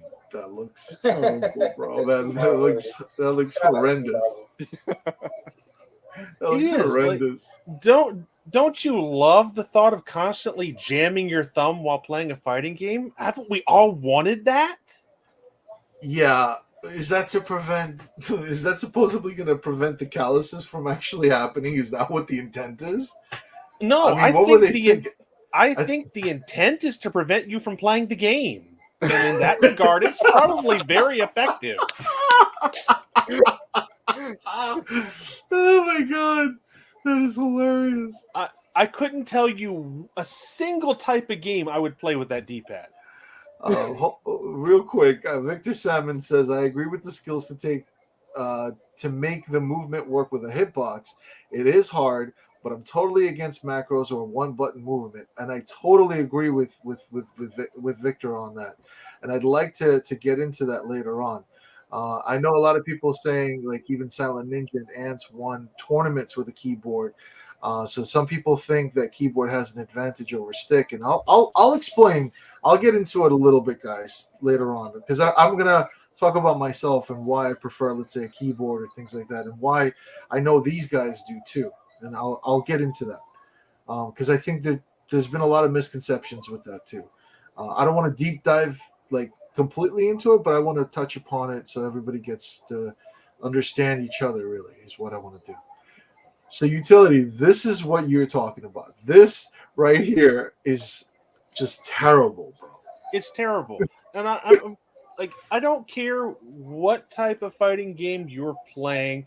The most important thing is being able to move around. Whether you use your thumb, whether you use your hand, it doesn't matter. I feel like you sink in with like you looking at that. You kind of sink in. Your thumb kind of curves inward. Why would you ever want that? I don't understand. Like, I feel like you'd be struggling to get your character to move on that. This is literally an arthritis box. Let me play like this. Yeah, that's kind of where my head's at with that. Oh my god. Is there anything else you want to share? No, with regards to things like this? That was mainly explaining it. Why I'm so particular about D-pads and stuff. And it has. I can play the Sega pad because you can clearly tell that the 4-way directional is defined enough. Yeah, It has a disc, and that's okay. It doesn't have to be a straight up Super Nintendo cross. That's fine. Okay. But something like that I just showed, that's unplayable to me. No, that seems very unplayable. Very unplayable. I would rather play on a DDR mat than use that thing. Okay. Now, what do you actually play on? Can you share that with us, and can you get into why you let's use see that this infamous controller. Yeah. Now, I did replace my controller. Keep it in mind. I don't use the same controller anymore. So, what I'm actually using is a new Hori controller. I'm sure people recognize this. I think this is the same controller. So you want to bring it up a little closer to the screen? Yeah, I got you. Just a little almost similar to the one you just showed us on the screen, but without that curve on the top. There we go. That's better. There you go. It even has a PlayStation button design because it was made for. So you could play that on the PlayStation and on the PC, I'm guessing. Yes. Okay. You can use this on a PS4 or PS5. Now, I see you have the 6 buttons on the actual front. You want to talk about that? Because that, to me, I feel like Sega was the origins of that. Mm-hmm. Would you say that was, you agree on that? Or... I mean, if you want to go back and show the controller I showed off at the front, that had 14 buttons, 12 of which were on the front. So, well, I'm talking about this design specifically. That's why I had it earlier. You know, I mean, it may not look exactly like the way the original one was, but it's very similar to like your concept. And this was the OG design, and that's kind of where I'm going with that. I can't recall if Super Nintendo had any kind of third-party controllers that had that, but obviously for the NES, you would need 6 buttons. Like what? There are no NES games that need 6 buttons. So the NES had the top buttons. I don't have a Super Nintendo one, but it was similar to something like, you know. Well, you talk. NES had 2 buttons, man. No, NES had 2 buttons. I'm talking about Super Nintendo. We're talking about fighting games like Street Fighter. Yeah, Super Nintendo had the 2 top buttons. Now, I haven't really checked to see if there are any Super Nintendo controllers with 6-button front pads. So I don't think so. From my recollection, that 6-button Genesis one was the first. And I also had that because why would you play fighting games without that? Who wants to hit the start button to switch between punching? Well, I had to because that's all I had at the time. You had to, which, I mean, again, I respect it because you want to play a fighting game. This is the only way you can do it. It sucks, but if that's your only option. But nobody wants to play that way, at least not that I'm aware of. It's kind of one of those I have to or I don't play. So I've also been paying attention to the chat. I'm going to actually clear up some of the things that they're talking about, because people seem to think that when you're playing on a keyboard or a hitbox or whatever, you can be precise with things. You can. Stop cheating, Blast. Wait, you can. However, I'll be completely honest.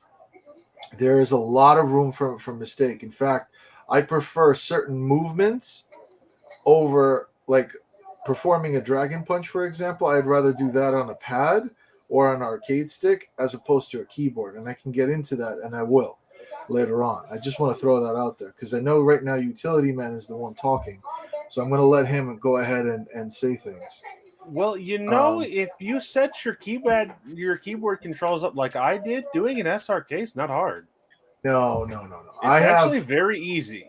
I am not going to relearn my method, and I'll get into why I play on keyboard, and why that happened, because I was more of a pad player as well, and I'll get into that. But I'll let you finish before I start my journey. Okay. So, yeah, that basically brings us to the pad that I'm using, and I'm sure it's not any surprise to most people, but I'll go ahead and say, yes, I do use this thing on the arcade 1-up. I don't play with a stick. I'm sorry, I suck at using an arcade stick. Now, do you want to explain how you don't have any other buttons that do macros or do perform additional movements for you, since you use that? Because a lot of people have that misconception where they think that because you're using that pad on our arcade 1-up, that you're cheating or hacking or something like that. You want to explain? I'm going to be honest with you. You can do that on this pad. I don't. How? You can. Because this pad actually has a program that you can download to where you can change what buttons do what. If I wanted to, I could make one button do multiple things, or I could make the same button act as other buttons. Like, I'm not going to hide that from anybody. Like, it is possible with this controller. Okay.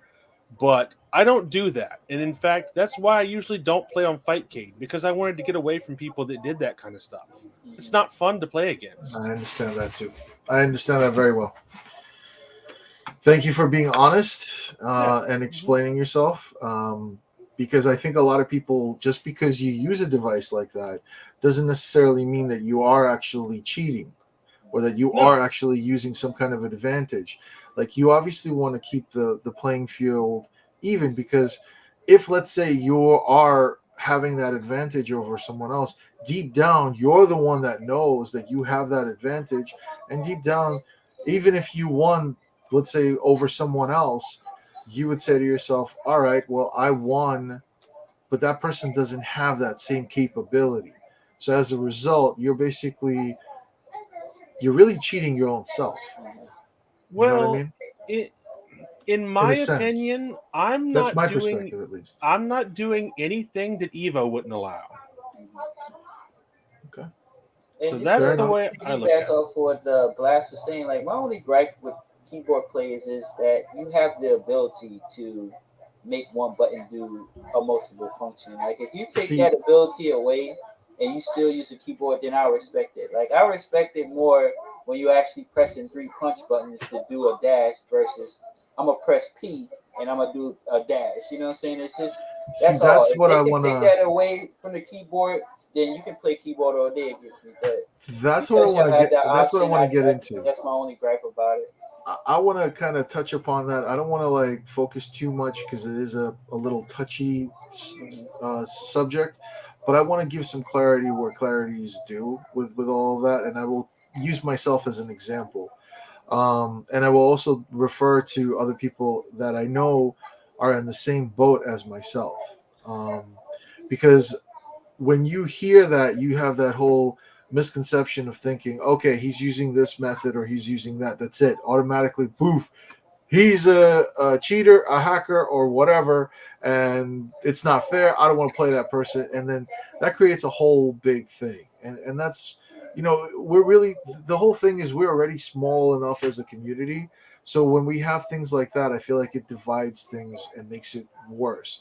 So my goal of having this topic and bringing it to the to discussion right now is so that this way we can all come together and just have fun and enjoy these games together. It doesn't matter what you play on, is really what my message to this is, as long as you're playing fairly. And that's what I want to get into and all of that, because when I've played people on Fightcade and stuff, I've seen macros, I've seen things, and I'll even give examples in this that. But before I do, I want to know if Utility Man had anything else that he wanted to say. I didn't want to take away from your spotlight, my friend. So to acknowledge chat some, Webhead, yes, it is a new gamepad. No, I will not show my arcade one up on the stream.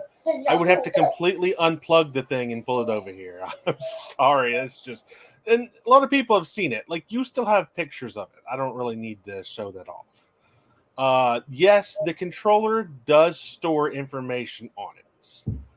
That's how it works. You have a program that will save a profile, and that's on the controller. So that is doable. Victor, I'm sorry, I won't ever let it happen again.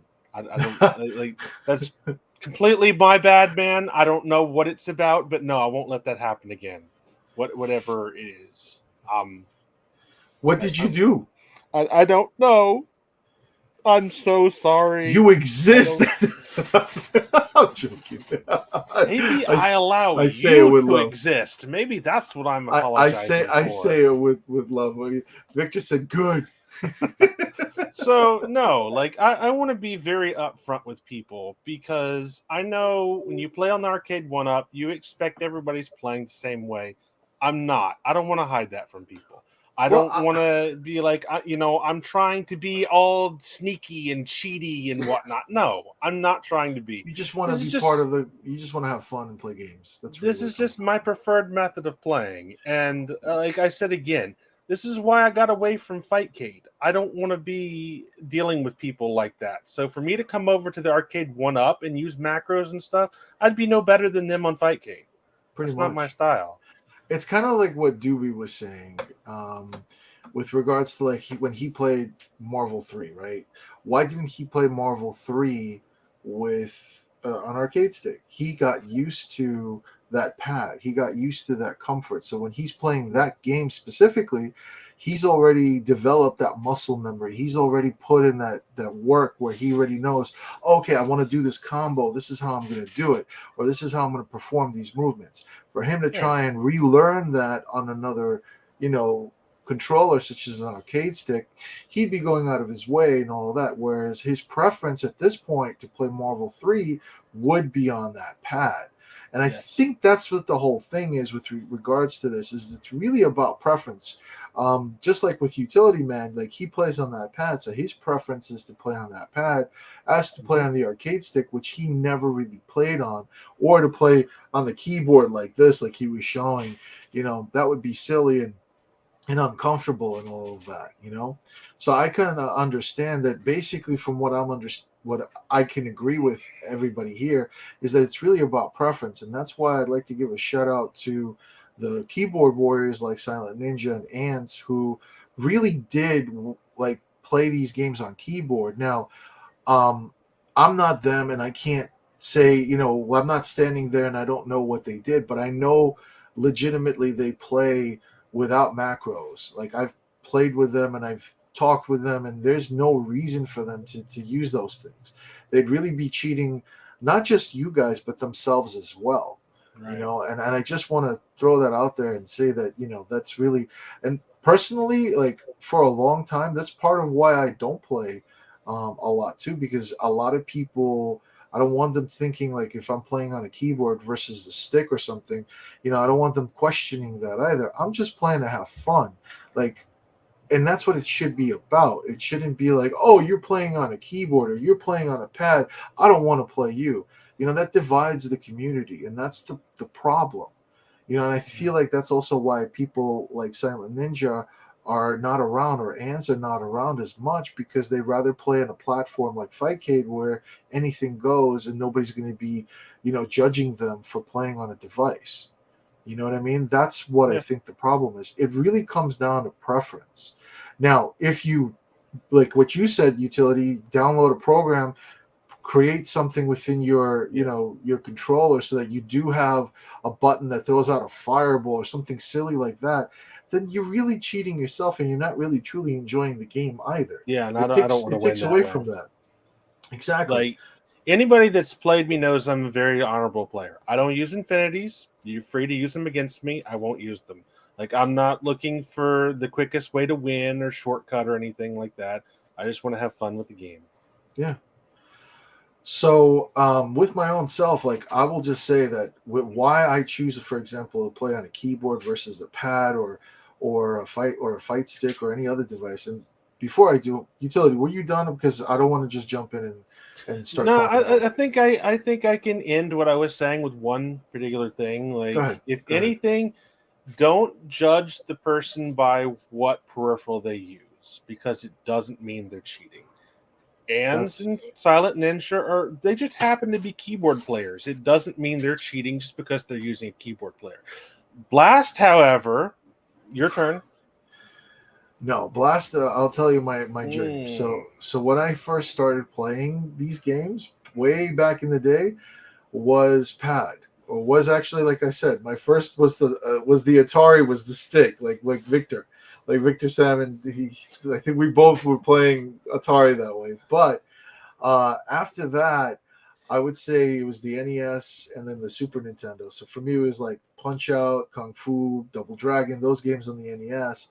And then the Super Nintendo, when I had Street Fighter 2, was really where I started playing hardcore on pad. For a long time, I felt more comfortable with pad. Because I would play Street Fighter 2, and it was mostly against the AI, obviously on home console. Whenever I would have my friends come over and want to play, they wouldn't want to play me because I would console? Council, as in the FightersEvo console. No. Home console. You say. Listen, you had a console. My mouth is dry. Okay, so stop it. This explains so much. No, wait, wrong button. I muted myself instead of. There we go. I just muted him. There we go. Now it's better. Okay, now I can talk. Now it's better. He muted himself. Wow. I just unmuted him. It's fine. Don't even.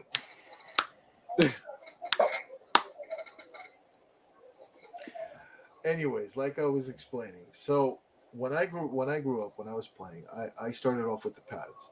However, I did play in the arcades. So when I played Street Fighter 2, that was my first, I would say, true fighting game, and that was on the arcades. So I actually used to spend a lot of quarters, and I mean a lot of quarters, playing that in the arcades. So I did know how to play on the arcade and all of that. But what ended up happening was I was more on console because it was too expensive to keep going to the arcades and all that. So I would love it when I had these games on the home consoles, because I would play them. I would play Street Fighter. I'd play X-Men versus Street Fighter, Marvel versus Street Fighter, Marvel versus Capcom. I had the PlayStation 1. So even though I wasn't truly enjoying the tag team feature, I would use the one character and I would practice combos. I would go in and I would just practice training mode constantly over and over. And that was my whole thing. A lot of times I loved the music so much, or things about those games so much, I would just even leave the game running just so I can hear the music playing, things like that. Those are the things I used to do back in the day with those games, because I just loved them so much. But my real battles were in the arcades. I used to play X-Men versus Street Fighter, and I told this story, probably a lot of you guys that are listening to this stream. But my college dorm, I went one day in the morning, and I ended up leaving like in the afternoon sometime. Man, I'll tell you, after you get to 99 wins in a row, the counter goes to 0-0, then it goes to 0-1, 0-2, and it stops at 0-3. I had over 103 wins in a row on X-Men versus Street Fighter. I swear to God. Okay, So that is like one of the highlights for me. So all your right, real battle wasn't insane, on the man. machine. no, It I was was playing people. I was playing no, people in the arcades. Your real battle wasn't on the machine. It was trying to get your tokens converted back into quarters. What? Okay. Anyway, because you didn't use them. You played 104 games on one quarter. I did, but I had a lot of people coming and playing You're and killing trying my to get joke. me off of that, and I it was I close weep games. for that joke. I weep for it. It died a horrible death. I'm not acknowledging it. Is what I I'm know. So I know. I had, I actually went on X-Men versus Street Fighter that far. I never did anything like that before. And that's not even my best versus game. I only knew basics. I only knew air combos, and I would use Shotos. I was using Ryu and Akuma, and all I was doing was air combos into like the Super Fireball. Nothing crazy. Nothing crazy at that time. The players I would play, they didn't know infinites. I didn't know infinites, so it was a different experience back then. But I'll never forget that. Now, those were my experiences, and then Marvel vs. Street Fighter, I was playing, even with a friend of mine, we would go to the arcade and we'd wipe out people where we would tag team. Like we would do Ryu and Ken, and it was like I would walk away, he would come in, we would tag team. It was a lot of fun, and I love those things. Now, those were my arcade experiences. Marvel vs. Capcom, I used to work at a video store, kind of like some people out there that talked about video stores where they worked and all this other stuff. I worked at a video store, and I had the opportunity to play Marvel vs. Capcom there many, many times. And I would play people that would come in. If I saw somebody playing, I would challenge them. I would just go in there and I would challenge them. As long as my boss wasn't around, I would do that.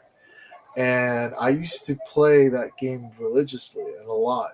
Now, where I really excelled and where I got good was not in the arcades. It was when it all got emulated. So my preference was pad originally, then it was arcade stick. Because yes, I would play on the home consoles on pad, but I would say it was a mix. I would say I was playing on pad and arcade stick at the same time because all these games were in the 90s. So when I got, let's say, X-Men versus Street Fighter on PlayStation 1, Marvel versus Capcom was already in the arcades. Things like that. Like I don't remember the exact timeline, but that's what my experience was like. So I was always playing these games like that. Like at home, I would play them on the pads. In the arcades, I would play in the actual arcade machines. Now, in 2001, a friend of mine told me about emulation. A friend of mine introduced me to Kylera. And on Kylera, that's when I started playing these games. Now, when I joined it, the game at the time that everybody played was X-Men versus Street Fighter. That's when I got to meet people like LMX and so on and so forth. And I realized, damn, these people are really, really good. Like I was getting my butt whipped. And I was more what I would call like an amateur or somebody that knew things, but not knew, like I didn't know everything. So whatever I did know, I started sharing with people and showing people how to play these games. And that's how I made friends along the way. Now, as soon as I got to learn more about X-Men versus Street Fighter, Marvel versus Street Fighter became the hot thing, and everybody was playing that. Then it became Marvel versus Capcom 1.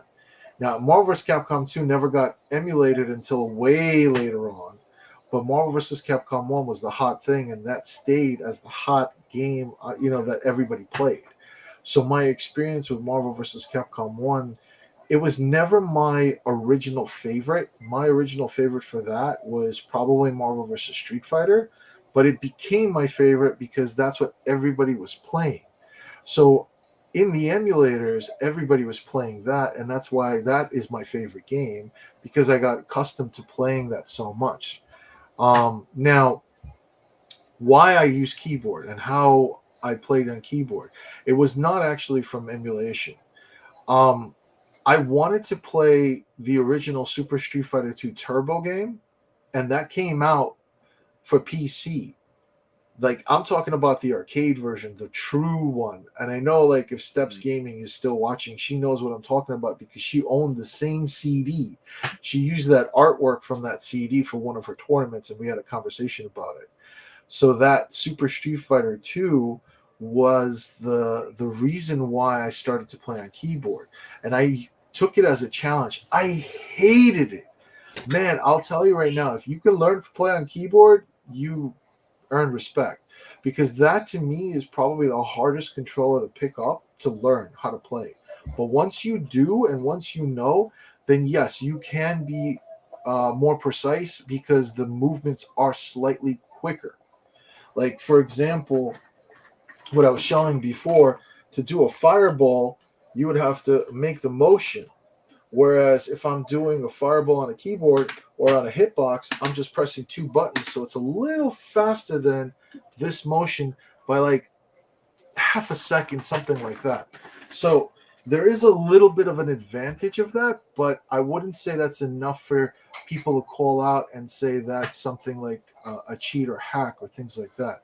So for me, when I was learning how to play on keyboard, I was struggling to do the fireball. I was struggling to do the SRK. So like I showed you guys how to do the motion. So on a keyboard, like my motion is when I'm playing is WASD. So if I'm doing a fireball motion, it's just SD. And then I'm using insert home, page up, delete end, and page down for my punches and kicks. So I would press down forward and I would press punch button and I would throw out a fireball, for example. However, I struggle with the dragon punch. There is an easier way. People told me this. If I hold forward and press down and a punch, it should do a dragon punch, but that's never worked for me. What I end up doing is I go forward, down, forward. So I'm actually doing more motions for a dragon punch. And the way I struggle with dragon punches is because of that reason. Whereas it's easier for me to do the dragon punch motion on a stick, for example, than that. So I'm just letting you guys know, that's really things like that. I believe a lot of people don't understand. So I struggle to get those things, and I have to give a shout out to Dustin if he's watching this. Shaft of Pleasure from Street Fighter 2, like that community, that side, because I joined the league. I started to play more Street Fighter. I got better at doing dragon punches thanks to him, but I was still struggling to get them out.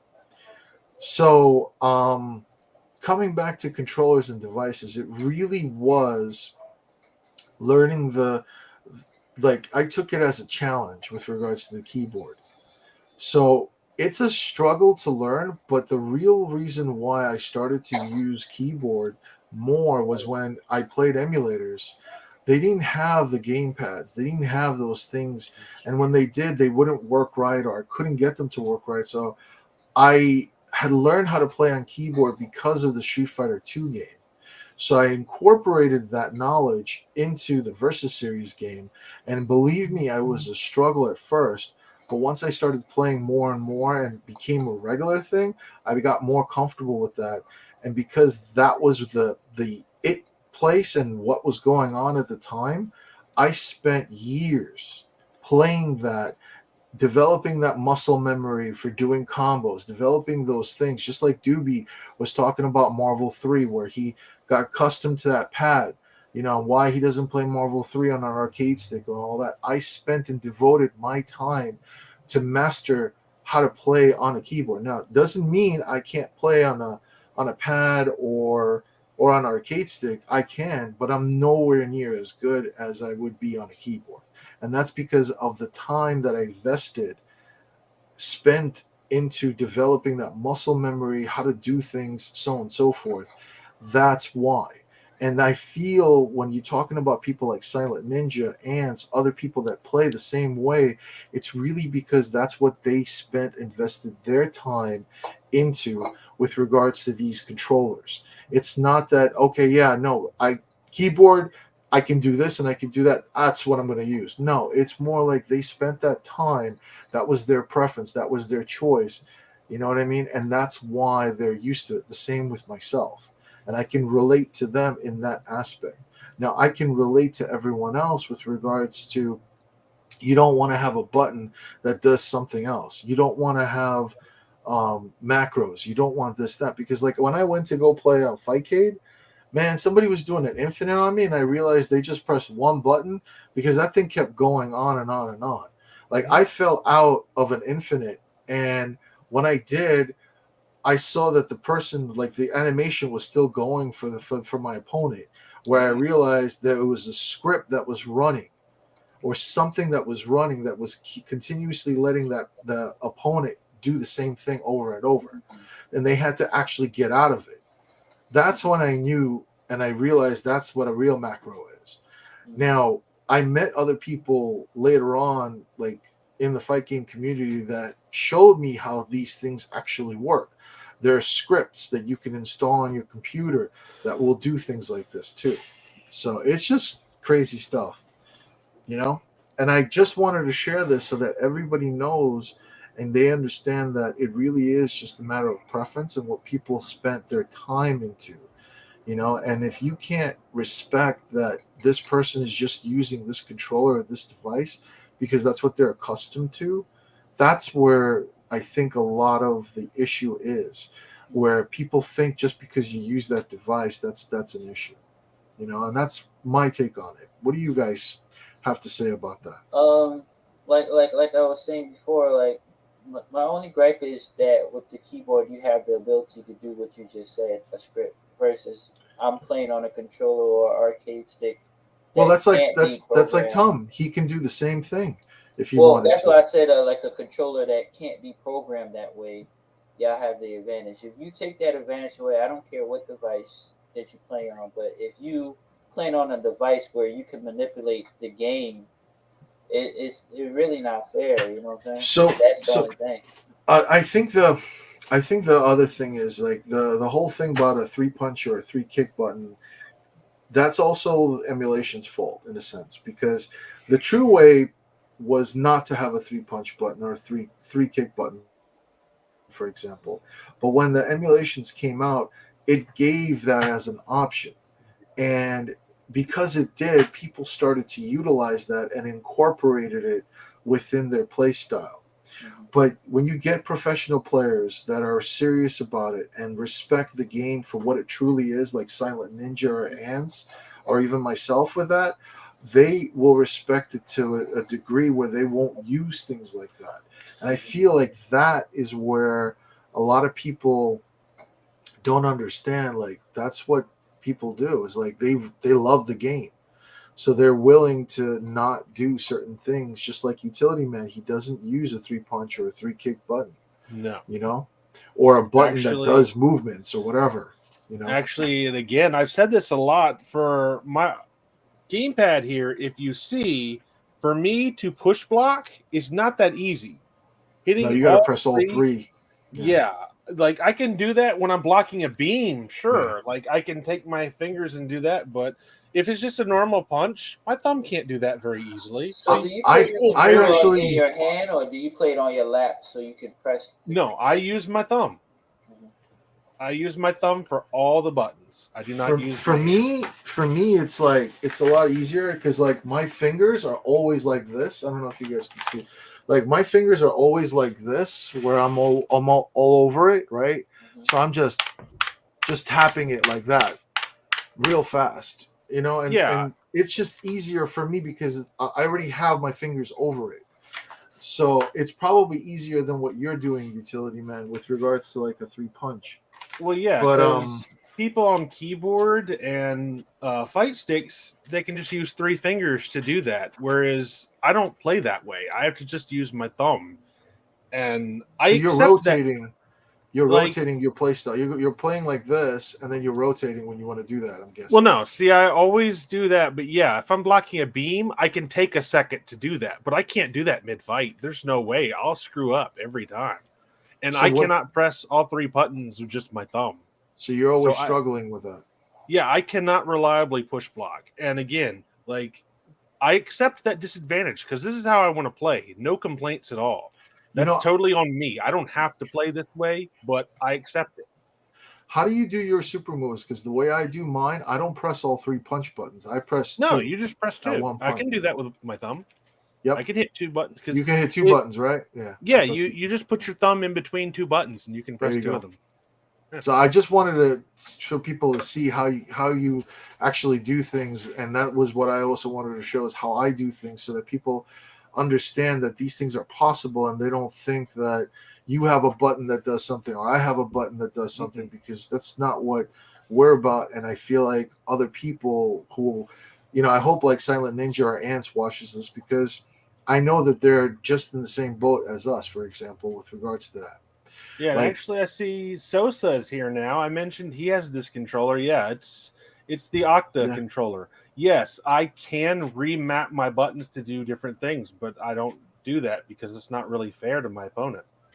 That's what, I don't know if, I guess also didn't hear that part, because you were talking about you could download some update, you could download things, and you can set that up. I sure can, but but no, that I don't. That's what he's talking about. You can program whatever you want. So that's the thing. Like Sosa, like we don't want to do that. We want to play it the way it was originally intended.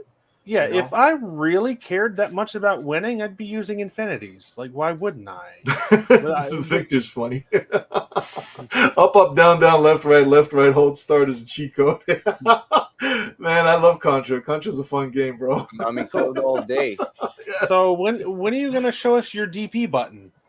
Well, I was showing how I do it. I go forward, down, forward. No. And Bloodtide was the one was like to me, you could just press forward and then down or something like that. And I'm like, no, really? you're one or button hold DP. forward and then press down. Where's your one button DPs? I don't have. Where's your one button Hadoukens? I don't have one, bro. I don't know what you're talking about. I you're I wish I could DP like that. That would be don't easy. Do that? No, I don't do that. Yeah. I actually struggle. If you actually play me, like I know a lot of the guys played me. If you actually see me try and do a DP, sometimes you'll see me jerk like Ryu. He'll go like, and then he'll do the SRK. I don't want to see you jerk. No thanks. No thanks. No, bro. I'm gonna turn around and start twerking. Can we just go back to Tonka's turn? Let's just skip you ruined it right there.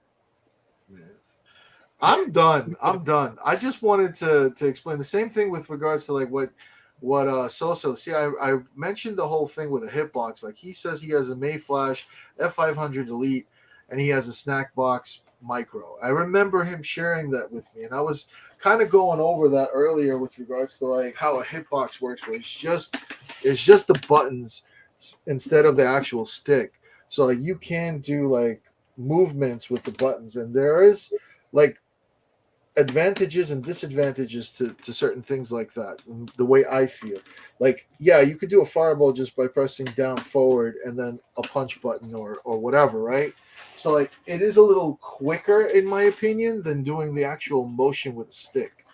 But like I struggle doing DPs on keyboard, so for me to do it on a pad or on an arcade stick would be a lot easier, as an example. You know what I mean? I'm telling you, set your keyboard up like I do. You'll do a DP just as easily as a gamepad. Bro, I can't. I've been playing the same way for the last 20 plus years. All it's literally doing is having you change S to Z. It's one change. Nope. I ain't doing it. I'm comfortable with my WASD, bro. I'm very comfortable and adamant about that. You know? Yeah, Blast is so proud of the stick that he never uses. You know what? I have actually played. I think it was 6 months ago, maybe 3 months ago. I played this Street Fighter 5. So like, I do bust this out a little here and there. Do not let this guy fool you. He is a keyboard user. He does not use anything else. I prefer the keyboard because of, like I said, it's my preference. It's what I played on. He will take this thing to social gatherings and show it off, but not use it. Bro, I will play it in front of anybody that wants to. So I'll play that thing. It's funny. So I'm done. But anything you guys want to talk about with regards to controllers? I'm done. I love the Power Glove. It's so bad. everybody's gonna play what they're comfortable with. You know, Right. it goes without saying. That's But my it's perspective. I just don't like the. I just want everything to be on an even playing field. Like if Yeah. I don't have the advantage to put scripts on my arcade stick or to have one button to do multiple functions, then you shouldn't I- either. If we're playing a competitive game, man, especially in a tournament setting. I'd like to wrap up, but the thing is that Sosa has the hitbox and all that. I'd want it maybe for him to share the That's hitbox and explain that. If Sosa, if you're willing to, I'll send you a link so you can join us real quick, so you can kind of show it off and talk about it a bit. If you'd be willing to, my man, let me know. Also, I yes, like to have Eddie, you on. he was Eddie. Yes. Wait, no, I played. I actually played on the arcade stick for a long time before I started playing on a keyboard. Just so you guys know, Almost on done. the arcade one up at least. It's just so that everybody's aware. I think Blood Tide is correct. He's the last one that used that arcade stick. No, he's not. I played that thing against him. Actually, I played Street Fighter 5 against him on that thing, and I beat his ass with Cammy using that. Okay, so bro, don't even start. Blood type. Come on, man. I'm playing Street Fighter 5 on that thing too. Yeah, I prefer the keyboard, but I can play. I will go on cam, play that thing against you, Blood Tide, and I'll still give you a hard time, and I will still come close to beating you or beating you. All right, I'll leave it at that. I will come close to beating you or beating you. Well, Bloodtide's really good. I'll give him that. So Sosa says sure. So Sosa, I'm gonna post this in the chat. Go ahead and click on that to join. And when I see you pop on, I'll add you to the stream. If someone else joins, I'm not gonna allow them. People are asking me like, "Yo, bro, I have been chicken. I'm not playing. I'm not playing people because I'm afraid." No, I'm joking. I honestly went on that one time and I got to play you. I was happy to do that. I'd like to start coming around more so that I can actually start playing you guys again because I miss the game. I miss having fun too. So I will be back to play you guys. But Victor, bro, when we do a rematch, please get on the hardwired or something because it was frame skipping the last time I played you, bro. And I have no problem admitting defeat, bro. I was really struggling with some things. He has no problem admitting defeat. Remember, he said that. In fact, I might have to clip that later. Tom, just because I let you win, every time I beat him, there's an excuse. Every single time. But he has no problem admitting defeat. Victor said the out will be the same. Bro, I don't know. We came with the beginning. We were pretty close. I mean, you've been playing it a lot more now, but still, come on. I accept any challenges and stuff. Yeah, next time he'll play you on keyboard. It'll be entirely different. Well, I can play on that, but I'll tell you right now, if I played on stick, these guys will probably do a lot more damage. So it's all good. So I'm not seeing Sosa yet. Sosa, are you coming through, bro? I sent you the link. Let me send it to him on Facebook as well so he gets it. Because I'd want him to show that off, and I'd want people to see it for what it really is so that they understand.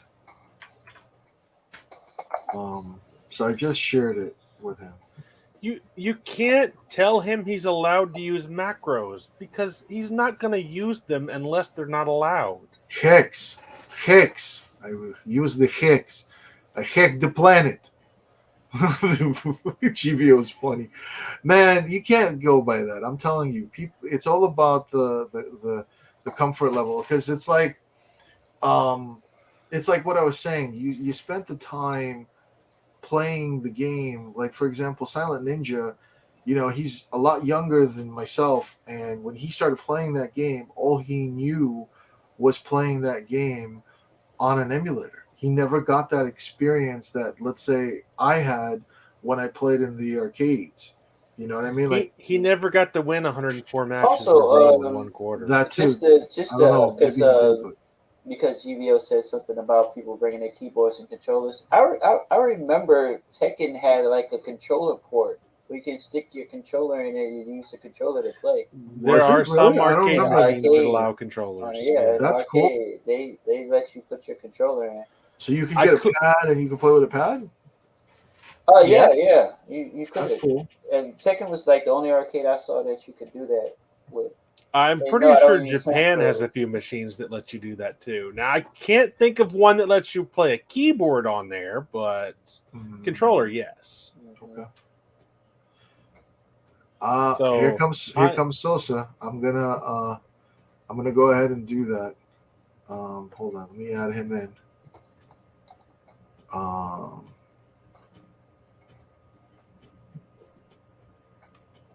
Sosa?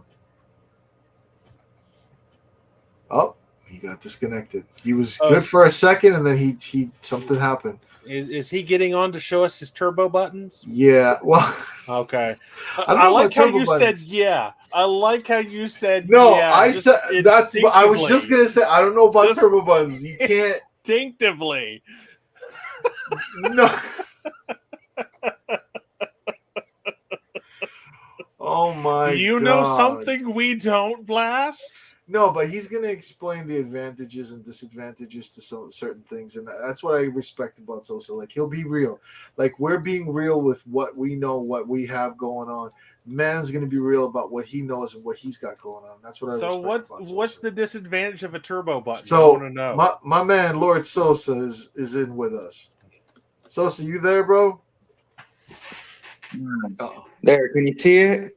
Yeah. So all right. So for example, so this is it, bro. This is how it works. It's left, down, right, up. So say you wanted to do like a flash kick. I can block and hold down, right? And then when I want to do the flash kick, I just press the jump button and the kick at the same time without ever having to release the down or the back. That's like the thing that was explained to me about dragon punches. Like you could hold forward and press if down. I wanted to do a dragon punch, all I would do is just hold forward and then just tap down, and that's your dragon punch. That's what somebody told me, but honestly, I've tried that. It's so awkward for me. I can't. And then like say you want to do a special, you just do it twice. There's your special. So like when I do the DP on a keyboard, I go forward, down, forward, punch. So I'm so here you just hold forward, right? See how I'm holding forward, and you just tap down, and that's your dragon punch. Oh, no. That is really. That's a cheap. So the only time it doesn't work is like if you're doing Sonic Boom, you hold back, and then but if you press forward, it cancels it out and does nothing. Besides that, you can press every other button at the same time without ever having to let go. So in tournaments, is that banned, that device? Like no, it's legal. It's 100% legal. It's legal. Mm-hmm. I'm actually surprised they allow that. Well, the thing is, like, I can't, like, somebody told me I can do a dragon punch similar to that on a keyboard, and I can't do that, man. I've tried. Like, Bloodtide was telling me about that. I actually press forward, down, forward to do the motion. So like my character ends up jerking, and then I get it out. I struggle with it. Now you could buy them. So they're set up like this, right? But there's also a jump button right here on top. So it's left, down, right, jump with a second jump and a stick. So I've been going around the room asking people about their origins with regards to controllers, and then also their preference and what they prefer to play on. I want to ask you the same questions, but I'd like to know specifically right now, if you had your choice to play on any kind of device to your heart's content, what would it be? Would it be that? Hell no. Be real with me. Be real with me. Hell no. It 1000% would never in my life ever be this thing right here. So why did you get that then? Because I thought it was going to make me like a much better player, bro. But it doesn't. Even though it has those abilities. Evo, like, this is what they use. When you watch all these Evo guys, they're all on this hitbox bullshit. Daigo, all of them, dude. So I was like, there's got to be something to it. So I went and I ordered it. You know, this one here, you know, with this little metal plate right here, it's about 300. And bro, I'm shit at it, dude. It's horrible. Unless you play on keyboard and you're used to jumping with your thumb, it ain't gonna help you. I'm gonna tell you right now, if I tried playing on that, I would not be able to do anything. Like I have actually tried something like that. When I was if Bloodtide is still in the chat, if he remembers when we were at Summer Jam, there was a dude that was advertising the hitboxes, and he brought a hitbox to play in that MVC1 tournament that we ran, and the guy was playing on a hitbox, and he gave me the hitbox to try, and bro, I'm telling you right now, it was very awkward. And Bloodtide can vouch because he was there. He saw all what of that. you might like is an all key arcade stick. What the all key is it's a regular fight stick, the way you got your the fight stick that you just showed, right? Yeah. But instead of a stick, it's got the QWAS whatever. Bro, if I had that, I'd be set. Yeah, they have that as well. My ideal setup, probably. That's called an all key stick. This is a hitbox. That's an all key stick. They're called leverless controllers. They're leverless sticks because they have no lever. Then those you got also legal in tournaments and all of that. Mm-hmm. So now what they do is they sell these like this, but they also have the jump button on top, like what you're used to. So you have the option of the top button and your thumb for jumping. I'll look up what a mixbox is later on because I it sounds like that may be something to look into. I don't play on console. I prefer to play on the PC. But like if you go to an actual tournament or something like that, then yeah. But honestly, like I'll show you what I have no problem using the stick. It's just the movement is, to me personally, like when I use a stick versus a keyboard, I feel more confined. I don't feel as loose as I would with just WASD, for example. I just maybe it's because I've been playing, like I said, I've been playing so long with that. Try yoga; you'll feel very loose. So what I play on is I play on the IL buttons, but what I did was I got extra long IL buttons. They're not regular IL buttons. So what is that? So give you some if you look right here, those are regular IL buttons right there. You see how high they are or how low they are? Yep. So when you tap it, it goes hella fast. But what I did was I got extra long ones. See, those IL buttons are longer. Oh man, they really pop out. I see that. And the reason I got those is because I don't want my palm or any of my fingers to accidentally press the other shit. Now, why not Sanwa, for example? Because these are just plug and play. The Sanwa, you gotta do shit to make them fit because they're 30 millimeters. Oh, this you can just drop in and that's it? Yeah. And then normal sticks right here are short throw. You see how short they are? When you buy an arcade one up, it comes with short throw sticks. That's so that you can perform that's so that you can perform like half circles faster. You know, if you're doing the Magneto Infinite. I like the ball. I like the actual ball. But what I'm talking about is the length, bro. If you look at the length, you see how long it is? Arcade one up comes with short throw sticks.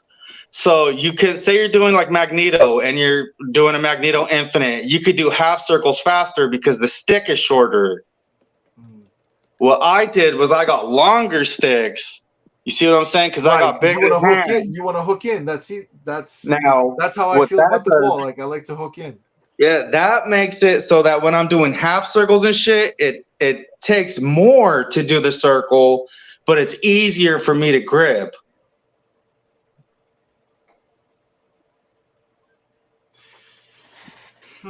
So you see what I'm saying? Okay, let me ask you. So I have to go farther when I'm doing a half circle. I have to go farther. You're putting more work into it, is what you're saying. I'm putting more work, but it's an easier grip. But it's giving you a little. Now, would you say that gives you more of a disadvantage? It's both. It's an advantage and a disadvantage. It's an advantage because to me, holding the stick and performing the shit is easier. I got a better grip, but it's a disadvantage because if I use the short throw ones, I can hit it faster. So it really is about preference, you would say, with regards to that too. So I like bigger buttons. I like convex buttons. I don't like convex. So I like convex buttons that are bigger and higher up, and then I like sticks that are bigger and easier to grip. I feel you. So coming back to the hitbox though, and you know, you explain how you can do some movements quicker, but you prefer not to use it because you're not comfortable with it for whatever reason. It's hard for me because I didn't grow up playing on keyboard, bro. So I'm not like I didn't grow up like using the space bar for all kinds of shit. So to me, like jumping with your thumb is a pain in the ass, and that's why I said like on Street Fighter 2 and all these other games, like it's easier for me to use this shit than it is for a verse series game because I don't have to super jump. It's like for me, just pressing this to jump, you know, that's no problem. But having to like, but even like me, like on a keyboard, I can't play on something like that. I'm being honest with you. I've tried that once at a tournament. Somebody brought that in. I felt so uncomfortable with that thing, man. Like it was just awkward, you know. It's weird, bro. I'm used to when you want to go up, you press up. Right, like on a keyboard for me, I just press up the up button. Like over there, I feel like wait, which finger is gonna be up, which finger is whatever. I'll get confused. Yeah, it confused the shit out of me. But wait, coming back to the hitbox, bro. Let me ask you a question: is there a way to program a button to execute moves or execute certain macros to that thing? That's what I want to know because that's something that. You know what you're doing? So what I do when I play Street Fighter, bro, I use these three because I don't like, even when I play on a regular fight stick, I use these three instead of these three because I don't like my hand held close to the stick. I like to have a little bit of space. So I can use these three to play, these ones to move, and that leaves these two available to do whatever I program them to do. Okay. But you can't set a button to do a fireball or a dragon punch or there's like if I'm playing on Fightcade, I could download a program on my computer that will allow me to program that shit easy enough. That's a script. Yeah, that's the thing I was telling you. Like when I played against somebody, they were still executing movements even though they dropped the combo or whatever. I saw that, man. I was like, what the hell is this crap? Yeah, that's easy enough. This was actually even before Fightcade when it was GGPO at that time. Somebody did that to me. So yeah, that was even back then. But okay, but let's say, hold on. So that's if you're on Fightcade. What about if you took that bad boy to an actual tournament and you played, I don't know, Street Fighter or whatever game, or let's say Marvel vs. Capcom, and you program some kind of a button to do a certain set of moves or something like a macro. Can you program something like that? Let's just say this. They banned Daigo stick because Daigo was doing that type of shit. Oh. So he was cheating? He went in there and his stick, so the normal stick has 11 buttons. His stick had like 15 buttons. And each button was programmed to do different shit. Yeah. So he's not actually executing those movesets. See, that's my problem with that. That's where I feel like you're cheating and that's not right. Like you can freaking do an execution of move sets rather than you actually doing it yourself and performing that action. You're having the system do it automatically for you. That I have a problem with. I don't think that's right. I agree with that being banned, man. They have the new sticks that came out. You can go online and buy sticks right now with 20 buttons and a lever. Yeah, but what? Oh man, that sucks. Like seriously, what's the point of that? Like you're taking the fun out of the game. Like you're having, you're just basically.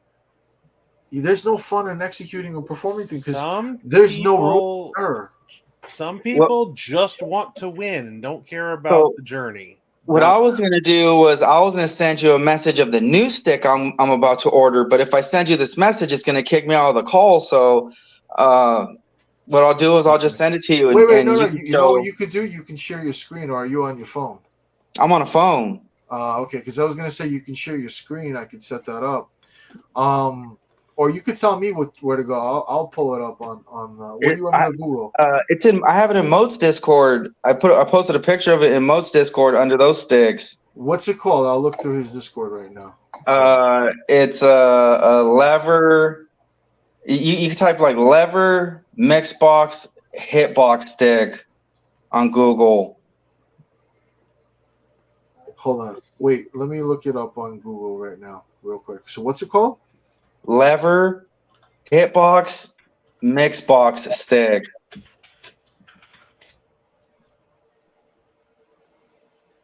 Is it from And you should see, hitboxarcade.com? it's a custom. It's a custom one. You got to custom order it. Yeah. So hold on. I'll share my screen so I can But share, you should see show it. you. It looks like a hitbox and a Mixbox with a lever. So it's all 3 sticks in one. So can you see the screen right now? Because I'm actually like sharing the screen right now. So if you look, I've got Mixbox Arcade, and then I've got Cross Up the Evolution of Arcade Joystick Hitbox. That might be it. That one? Okay. That might be it. Let me see. So is this what it looks like? Oh, it's kind of like that, bro. But it just also has the hitbox on there as well. It's got more buttons. I see that. So it's like that, but the difference, the one I'm looking at, the stick is more over to the left, and it also has the hitbox on there. Gotcha. And that's the one I want to order next. So let me I think some of us have to go. I know we're a little over. Normally we would want to run it just little. Just a tad bit. Just a tad bit. Maybe it's way over, but I'd like to give an opportunity for our other guests. Sosa, hang on for a minute. Tonka, Doobie, Utility Man, if any of you guys need to leave because we are way over our scheduled time, let me know now. And if you'd like to say something in closing, you can go ahead and do so. Just I'll go around. So Tonka, do you need to go? Yeah, I gotta go. Sorry, guys. You're Family's good. waiting for me right now. You're good, Yeah. my man. Is there anything you want to say or in closing, or anything you want to let anybody know that while we're all watching and everybody's here? Is there anything you want to say? When you go online and play these games, just have fun, man. That's all. You Don't heard need it to from. cheat. Yeah, and don't trip too much about what people are using for controllers. Just it's all preference, like what you're saying, and as long as there's no macros, it's all good. So Hell yeah. that's how I see it. And Lord Sosa's collection is nice, man. Shout out to him. Oh, you see it? Yeah. Hey, bro. That snack box, dude. What I really like about that, real quick, just my opinion. I like the form factor. I like how it's small. So if you travel a lot, that can fit in a lot of places. So that might be something worth learning. But seeing like how it's kind of easy to execute some moves using the directions, that kind of turns me off a little bit. But I'm still willing to just try it, just to try it. Yeah, that's why I take it with me to work, because it just fits inside my laptop bag hella easy. Yeah. But man, that thing looks fancy though. I kind of want one, but I'm not in a rush or anything. But that thing looks pretty cool though. Yeah, You're not in a rush, but you have to go. I think that would be considered in a rush. you can if you Tonka, order. don't mind the troll. Tonka, don't mind that troll. Since you're not in a rush, you can order it now because the wait list is like 3 or 4 months for it. Yeah, I've seen that. Because I remember you mentioned it to us in the past, right? And I looked it up, and it was sold out at that time. So now there's still a wait. Like, oh my goodness, I don't know. Yeah, so not in a hurry, man. But one of these days, I'm probably gonna try it out. Just to try. But yeah. Okay. And thanks for having me, guys. Appreciate it. It's been fun. Thanks for stopping by for no problem. Hours. Yeah, and hey chat, what's up? And see you all later. Tonka, Hopefully I'll catch some of you guys online. Thank you for being here tonight and for supporting and for sharing your knowledge of these controllers and your wealth of knowledge of these games as well, my man. Appreciate you. Appreciate Mrs. Tonka as well.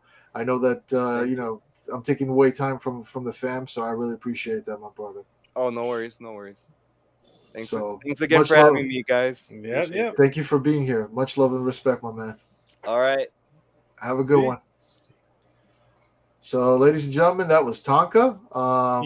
You didn't even ask him what he was having for dinner. So rude. Yo, man, seriously, come on.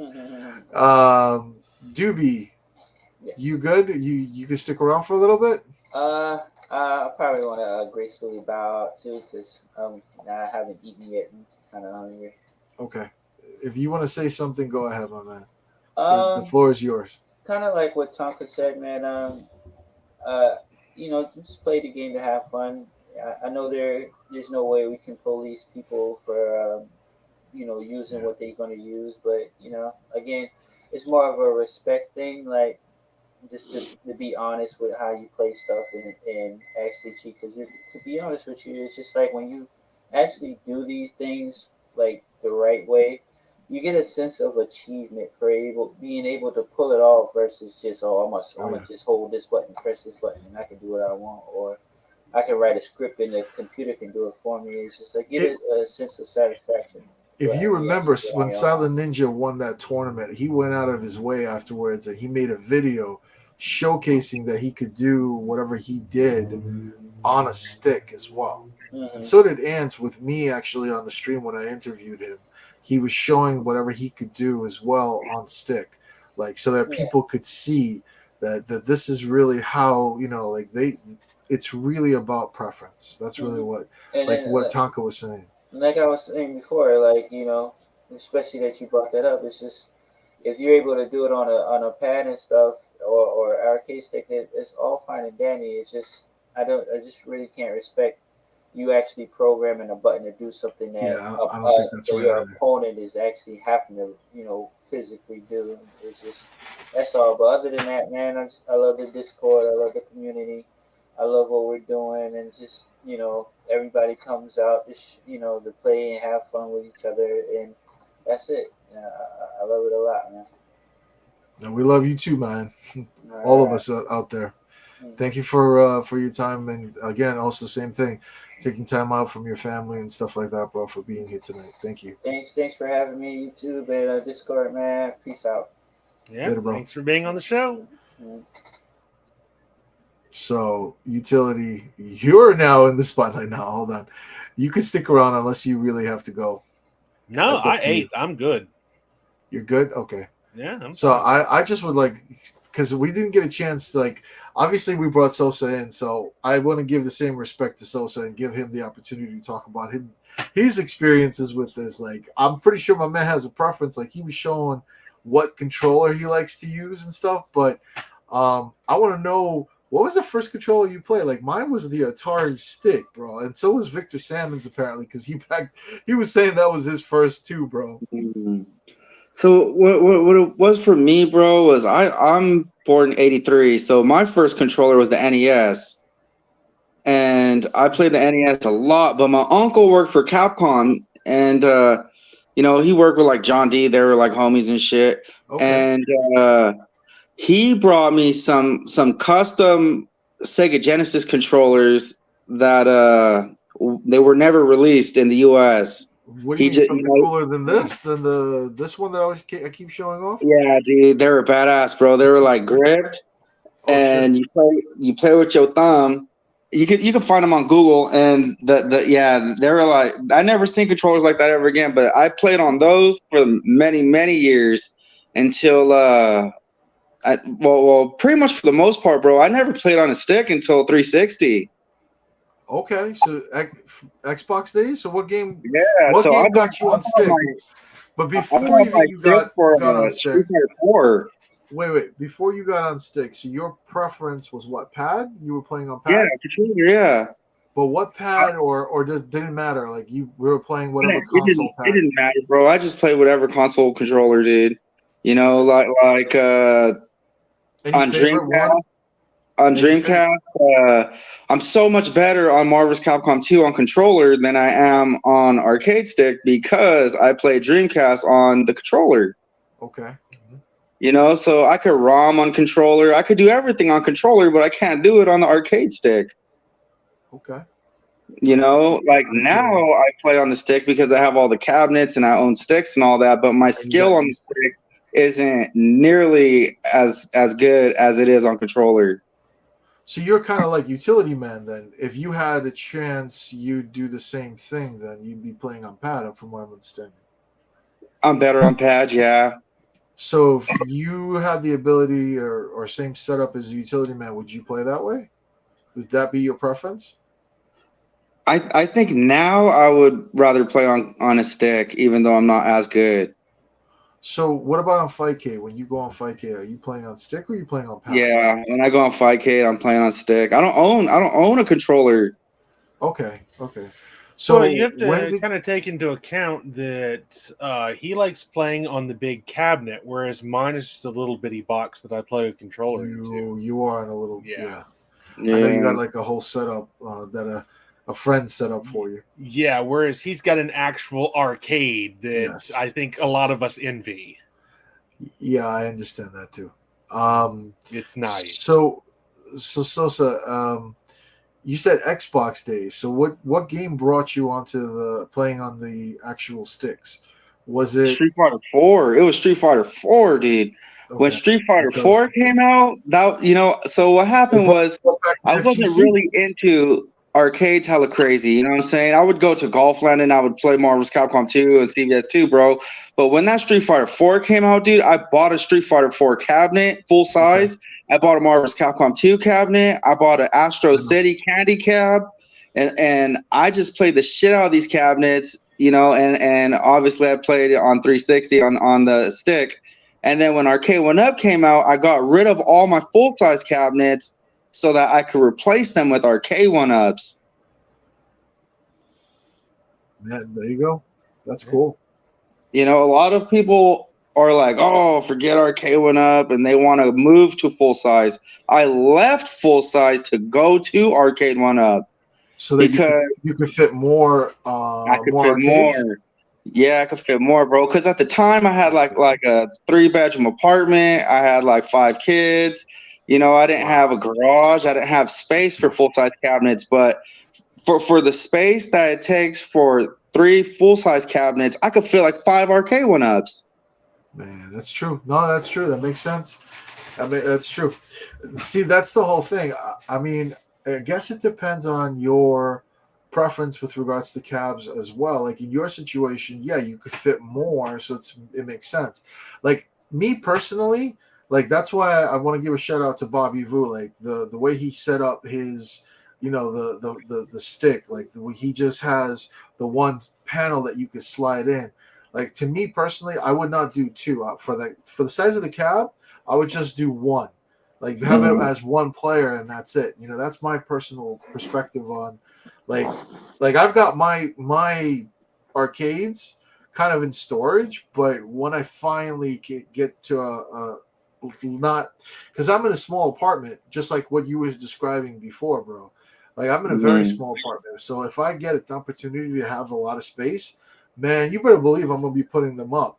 And I would want to get all those modded so that they would just have 1 arcade stick right there in the center. That's Where what I live in San Jose. So you know where it's at. It's like in the middle of Oakland and San Francisco. I live like 5 minutes from Tonka. I live like 10 minutes from Kent 240. I live, Bro, like right down the should get street together from with those Easy guys. Market. Easy Market and Tonka are all like in the same pretty much area. And there's a place like 20 minutes, 15, 20 minutes from there where you could buy full-size cabinets and they're cheaper than Arcade 1-Ups. Man, so when it comes to like buying cabinets, I'm not buying Arcade 1-Ups because they're cheaper, because they're not cheaper. Like, yeah, it depends. There's some cabinets that are really expensive, but for the most part, you can get cabinets. If you want a cabinet, you can get a cabinet cheaper than you can get an Arcade 1-Up if you search for it. Wow. My thing is space, bro. You know what I'm saying? Do I want to fit 2 or 3 cabinets? Or do I want to fit 5 or 6 cabinets? If I had full-size cabinets, I wouldn't be able to fit 30 of them in my garage. Okay. I could fit right now. I have 31 cabinets. I have space for 10 more. That's 41 cabinets I could fit in the garage, bro. I'm not gonna fit 41 full-size arcade cabinets in the garage. No, I understand. You can get more out of it, like what you were just saying. It makes Mhm. sense. But listen, the show is really today about the whole controllers. Thank you for coming on and sharing the whole thing with, with the hitbox and everything. So that was really why I wanted you to come on, so you could show off that hitbox, because we had conversations. You were sharing that with me at one point, and I remembered Mhm. all that. So thank you for coming on and sharing it with everybody that's watching today. I'm happy that they got to see that, and I'm also happy that you came around, that you shared your experiences as well. Is there anything else you want to say or add on while you're here, brother? Man, I just enjoy watching this, bro. Just keep it up, man. No time. Show Yep. love to Thank everyone in you. the community. Like everybody's doing so much stuff. Mo, UAG, Steps, everyone. Show everybody love, man. Keep doing all the hard work that Fighter Evo's been doing. Tom, I give Tom so much shit about playing on a controller, but I have no That's problem beating him okay. in the daily. It's I okay. know. We good. We good. Man, I'm So getting shit too. I see the chat comments. I heard your steps. I'm coming for you. Well, maybe you shouldn't cheat, Blast. I don't cheat, guys. I wish, honestly, it would be so easy if I could program a button that does a DP, but that's no fun. I want to actually do the thing. That's why you see my jerking Ryu go, you can. No more I'm just jerking, saying. please. No more jerking, please. You can. That's what he's doing. If you look at the way I do No, SRKs, I'm not if looking you at see the me way that play, you jerk. I'm always like, No. you can. Because I'm going forward, down, forward when I do it on the keyboard. I'm just being real. Like, that's my thing. I can't do the things that Sosa was saying, that you can hold forward and press down on the hitbox. Because Blood Tide was saying something like that to me about the keyboard, but I don't know. Like, yeah, if I actually just try that, it'll work. But if in the heat of battle, I can't do that. I'm so accustomed to doing forward, down, forward. if you But- go to hitbox.com, they have tutorials showing you all of the shortcuts. Bro, I've been playing on the same way for the last 20 somewhat years. I ain't changing. Like, I'm not gonna go learn something new, and I'm not gonna whatever. Like, the only thing I will do, and I'm telling you, I will challenge you, Blood Tide. I will play on this thing and beat your ass with Street Fighter 5, bro. Like, seriously. Like, and I will put myself on camera We for you get guys it. You judging have an me. arcade stick you don't use. We get it. I'm like I said, I will use it, and I will beat your ass with this. You too, utility man. Seriously. But you don't No. beat me when you use the keyboard. How are you going to beat me on that thing? I'm talking about. I'll play Street Fighter, and I'll beat your ass in Street Fighter using Street Fighter. Okay. So don't even start with me, man. We'll see. Don't even start with me. So Run out challenges left and right. yes, I will, bro. I will do it. I will do it. I will beat your ass with that thing. You and Red 6 even. Shout out to Red 6. I know he couldn't make it tonight. Like, I hope he's doing well and he's feeling better. He did text me while the stream was going on and said that he got back. So I'm just happy he's all right, So, man, I see that comment, C Marvel. Man, anything is possible. We'll see. Speaking of Street Fighter 5, I do want to give a huge shout out and let everybody know that we are planning a Street Fighter 5 tournament in April. It's going to be huge. It's going to be a very big event. So when you see it, sign up right away. Don't wait, because it's going to be going out to some big places where we're going to probably get a lot of signups quick. So if you see a Street Fighter 5 tournament from FightersEvo and you want to play, definitely join that. That's going to be on April 22nd, just so everybody knows. Literally 1 month from today. So next month on Saturday, that is going to be one big tournament. So definitely for you. I know, Sosa, you play Street Fighter 5. I hope you come out, man. I really hope you can come out that Saturday. I try to sign up for everything that's on weekends. I know. I'm gonna try and do that, and we gotta talk about your thing, man. We're ready. I'm gonna actually share it on stream. Hold up, let me load it up. I am looking forward to doing this with you, and Welcome to Die. And I'm looking forward to that too. Actually, we're gonna have UAG and OTG. I hope these guys can make it so that all of us come together for this event, because it's going to be big when we do this. Let me share my screen and show this thing. And then I think after that, unless Sosa, you want to talk about something, I will probably end. But yeah, this is obviously the stream software, but this is going to be final round Ultimate Mortal Kombat 3, Lord Sosa versus Welcome to Die. Okay, that's what we're going to have going on, where they're going to go through this entire roster in Ultimate Mortal Kombat 3, and we're going to find out who is the Ultimate Mortal Kombat 3 player. That's going to be one hell of a stream, and I'm looking forward to that one. So we got other ones that are in the background ready to go for final rounds, and I'll be talking about that later. But this is going to be one hell of an event, guys. I'm looking forward to it. So, Sosa, my man, is there anything? Oh yeah, see, even Eddie, you can do a final round. I know you've been saying that Kenny and Tonka are ducking you, man. Challenge them to a final round. Do that with them if you Maybe he's talking about the Street Fighter V tournament. Oh man, I don't know if he plays Street Fighter V. If he does, he should come through. So, Sosa's showing off his cabs. Yo, he's got the Ultimate Mortal Kombat 3 one. We about to be labbing. That's nice. So you're going to be labbing. Welcome to Die. He's going to be labbing. You both have a month. Well, I wouldn't say like about a month or so, or we said mid-April, a little less than a month. So mid-April, you guys are going to be throwing it down. That's going to be whatever. So Eddie says he plays any fighting game. So Eddie, you know what? Come on through, man. Whatever you want to play, we'll make it happen, man. Kenny, Tonka, MSH, Street Fighter 5. Bro, I'll play Street Fighter 5 with you. Street Fighter 2 even. Whatever you want. We still have to talk to Eddie about his match with Welcome to Die, actually. We got to set that up afterwards, too. We got a couple of ideas on what we can do to make it fun for them. Isn't that right, Utility? Yes, we do. So I'm looking forward to that, too. That's going to be a separate event. That's not a final round per se. That's going to be something different in itself. That's all I got to say. Yo, you know what? We can make that happen, Stash. We can make a Jackie Chan final round. That should be a funny one.